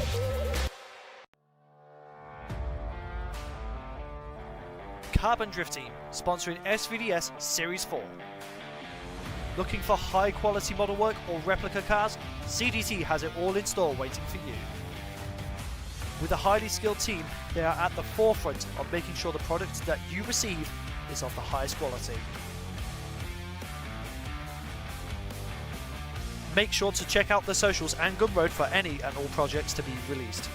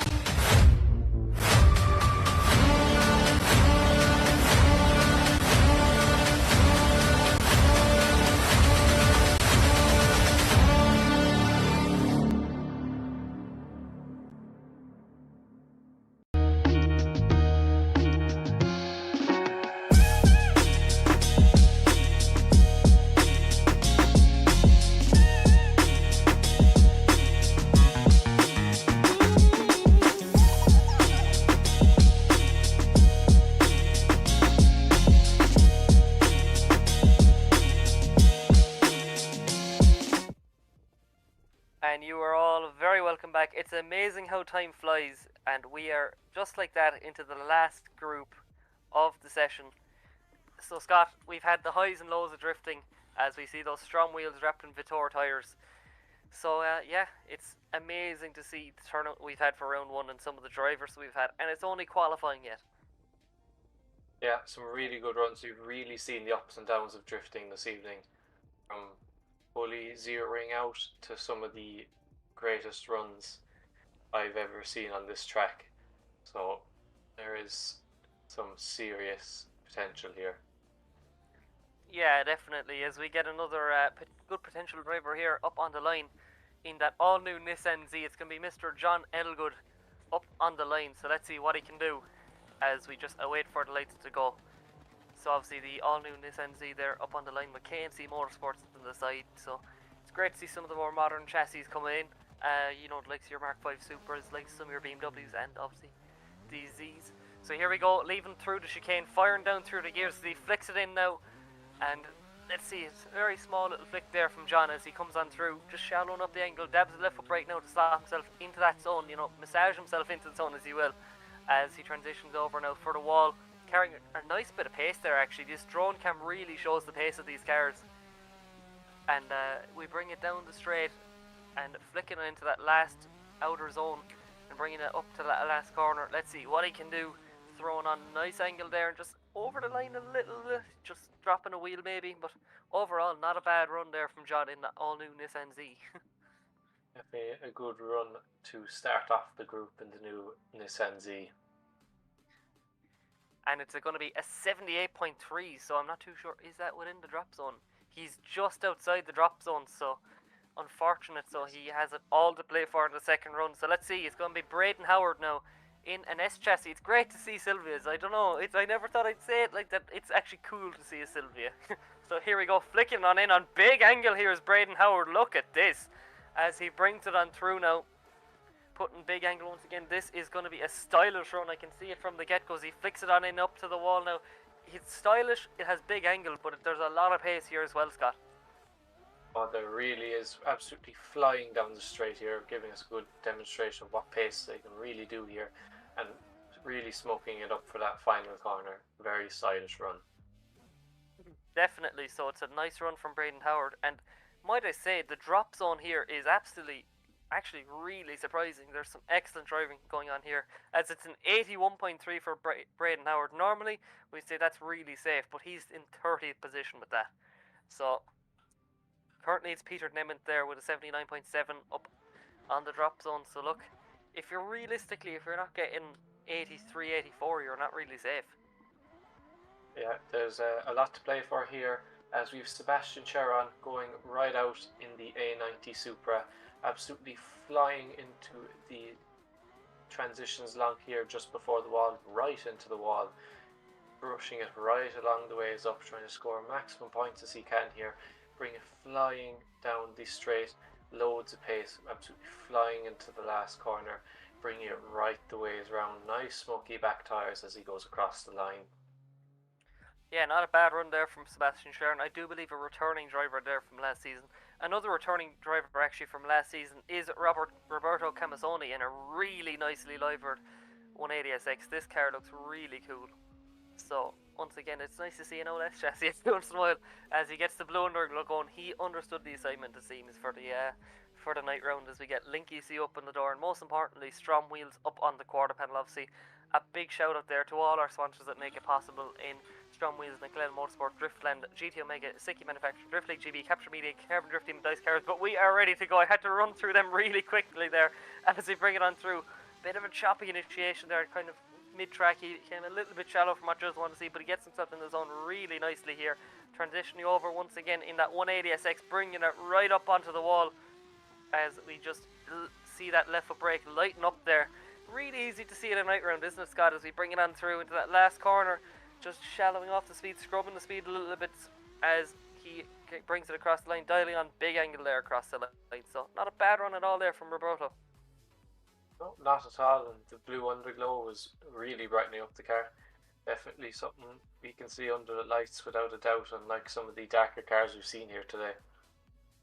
Yeah, definitely just waiting for that third score to drop in, but we're seeing it now.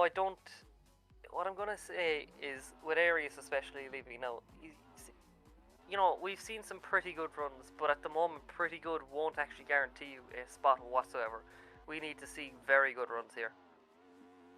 Indeed we do. The drivers have it all to lose here to try and get out of the drop zone, as Arius absolutely sends it down the wall, really picking up the pace down here, absolutely flying into the final corner, dialing on nice angle, really bringing it along that line, following the white line very nicely and across the line. Yeah, not a bad run there. As we bring it on through, just waiting for the scores to drop in there. It's an 82 for Arius, so look, I would say it's safe normally, but I can't guarantee it. So we bring it on now to Emilis Velica, sorry. So it is one of our own pack cars in that Super, so great to see the pack cars being used. But Emilis, I do believe he's a Norwegian driver there. I've seen some of his clips in real life driving a 1 Series, so no stranger to competitive drifting. So yeah, I do believe he's on the younger side. You know, he's a young gun trying to make it in the sport. You know, it's definitely a great place to be. You know, you've such a great career ahead of you, and it's great that SVDS is a stop on that point of the career. So let's see what he can do in that A90 Super. Bring it on through now.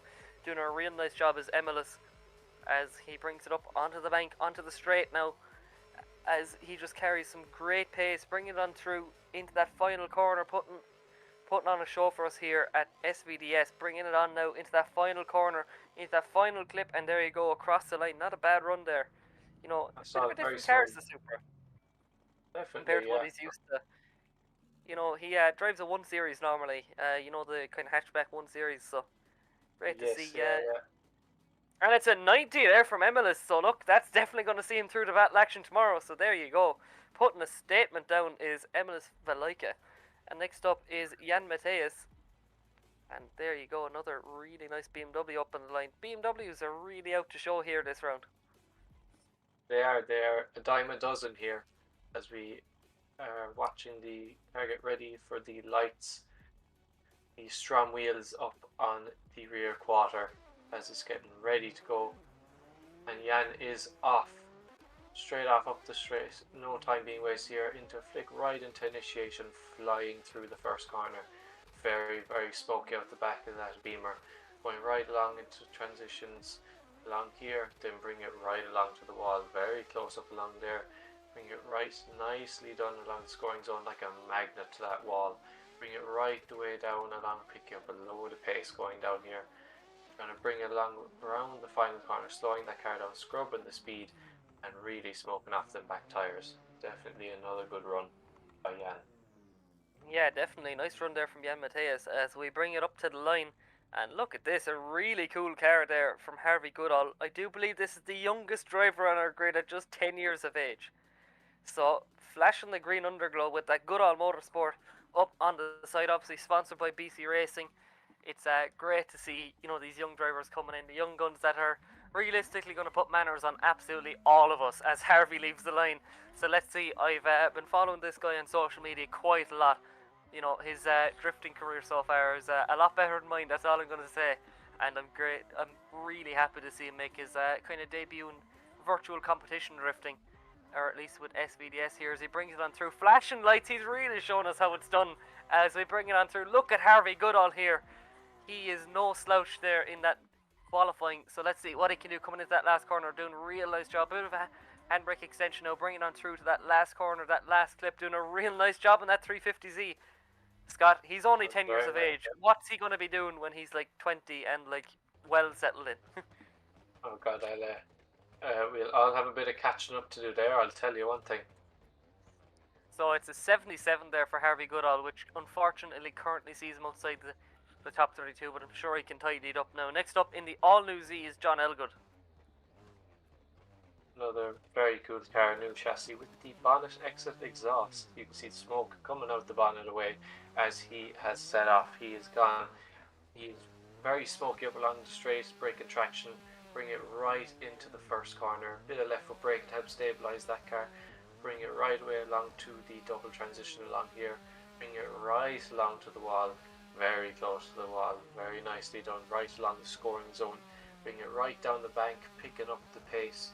Trying to keep that car under control. Bring it right along to the final corner, slowing it down. scrubbing that speed, bring it right the way across the line.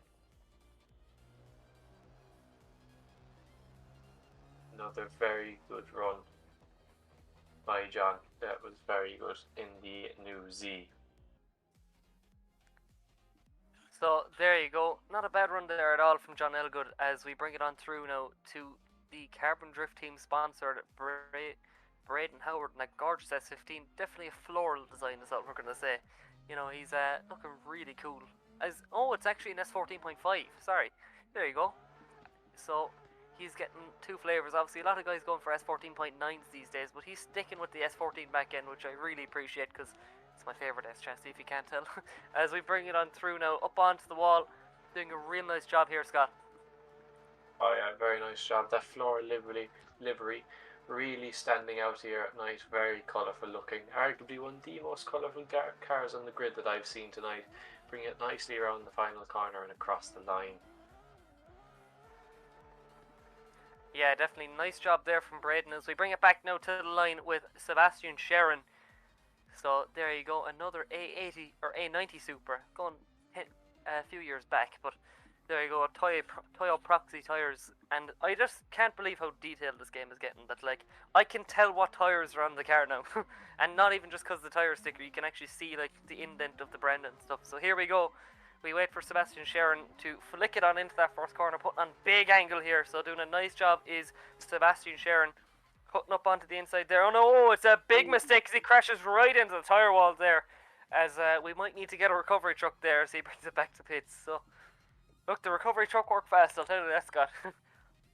Yeah, I was hoping we get through the rest of these without an incident, but unfortunately, the tyre wall has claimed its first victim there tonight. I remember right. I don't think anyone's crashed there yet. That is the first time we've seen that happen now tonight, as we see that Link ECU up on the door. So it is going to be Roberto Camisoni. I really like this livery. It's nice and simple, but you know, just no messing about. Just really nice liveries. We just await for them lights to go off. So obviously, once again, just waiting for the lights to go as he slots it into gear now. That underglow blaring away. Let's see what can Roberto do as he fires down the straight, flicking it in. Now, nice faint initiation. Once again, just going up a little bit shallow, but isn't long before he washes it out nice and wide yet again, as just a small bit of lag on my part. It's very hard to see what's going on. I'm not too sure, is there a bit of lag on my end or just the stream, so apologies in this end, but so far it seems to be pretty put together. Could be a little bit choppy I think in places, but Scott, what do you think?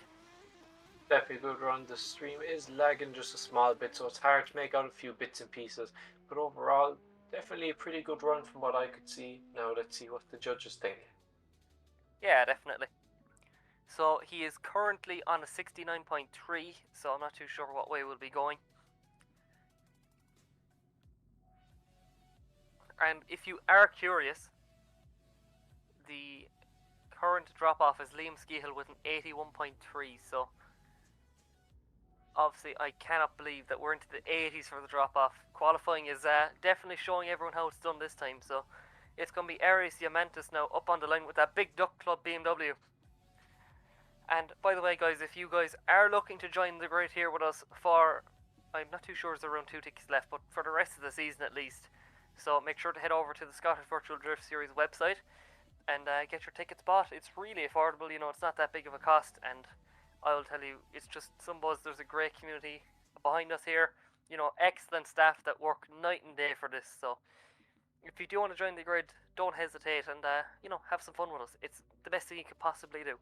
So we're just waiting on the line now with that E92 with Roberto Camisoni, currently on an 82, so normally I'd say he's very safe, but he's pretty close to the drop zone, so you never know what could happen when the lights are ignited, and so is he. So here we go, dropping down through the gears as he flicks it on in now into that first corner. So not doing a bad job, just touching the left foot brake there just to get the car settled, transitioning over and back now down the back straight and into the wall section of the track. This is definitely one of the more dangerous sections of the tracks. It's where if you hesitate it can lead to a pretty big fat zero on your scores. He transitions back over now, and look at this, throwing on huge angle into that last corner and across the line. Really nice run there from Aries Diamantis. If another good run, and judging by the first score that's coming, it may be better than his first run. Yeah, And definitely it it is. It is better than his first run, so he gets an 86.3, which definitely should secure him in.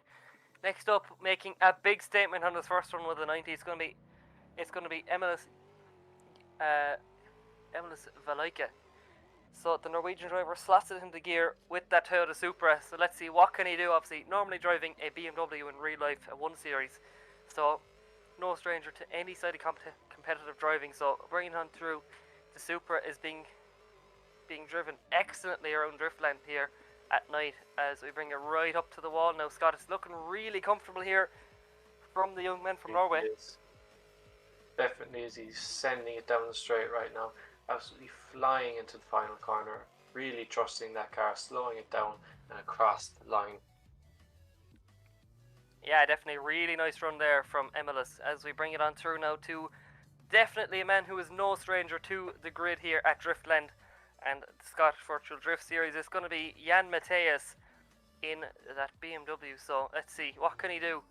Obviously with that HGK Eurofighter kit, you can just see that is it plexiglass or is it polycarbonate for the back spoiler? I can't remember what they use, but anyway, it looks awesome, and let's see some awesome runs here from Jan as he brings it in.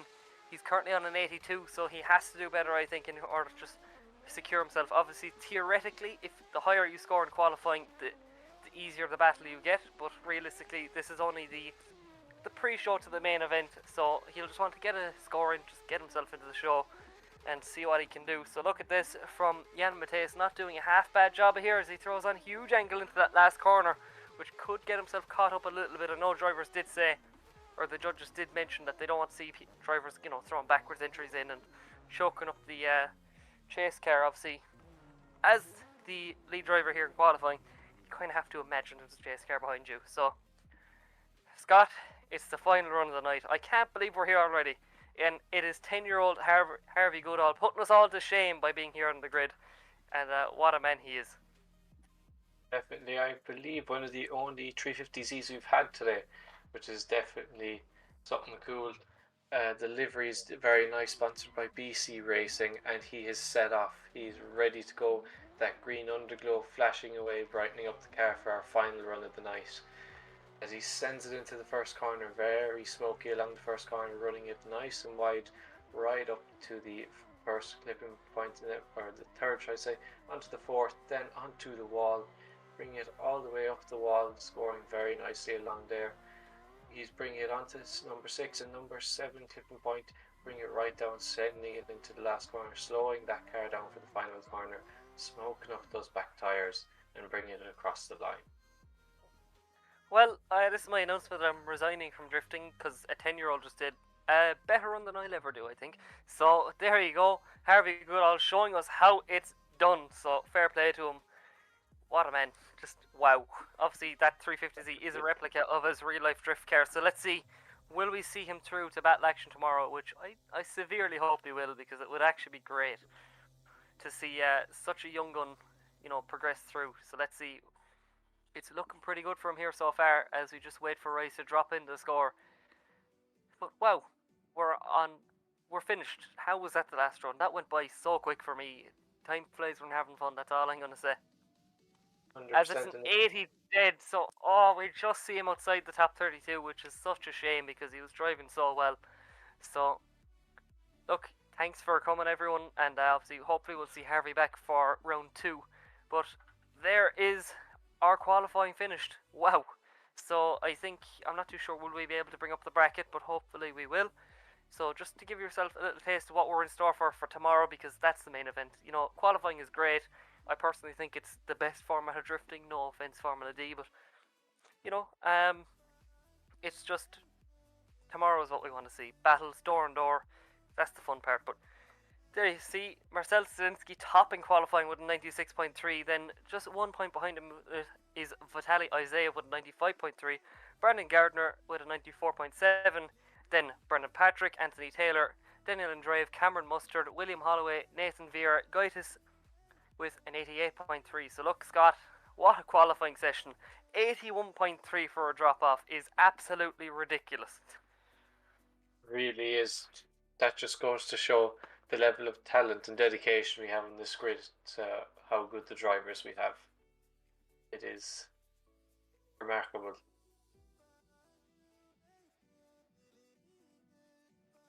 So yeah, fair play to everyone. Thank you all for watching. I've really enjoyed myself. So yeah, thanks for watching. I've been Luke Buttimer, and this has been Mr. Scott Sheehan joining me very last minute. So thanks everyone, and we'll see you again. Are you ready? I'm ready.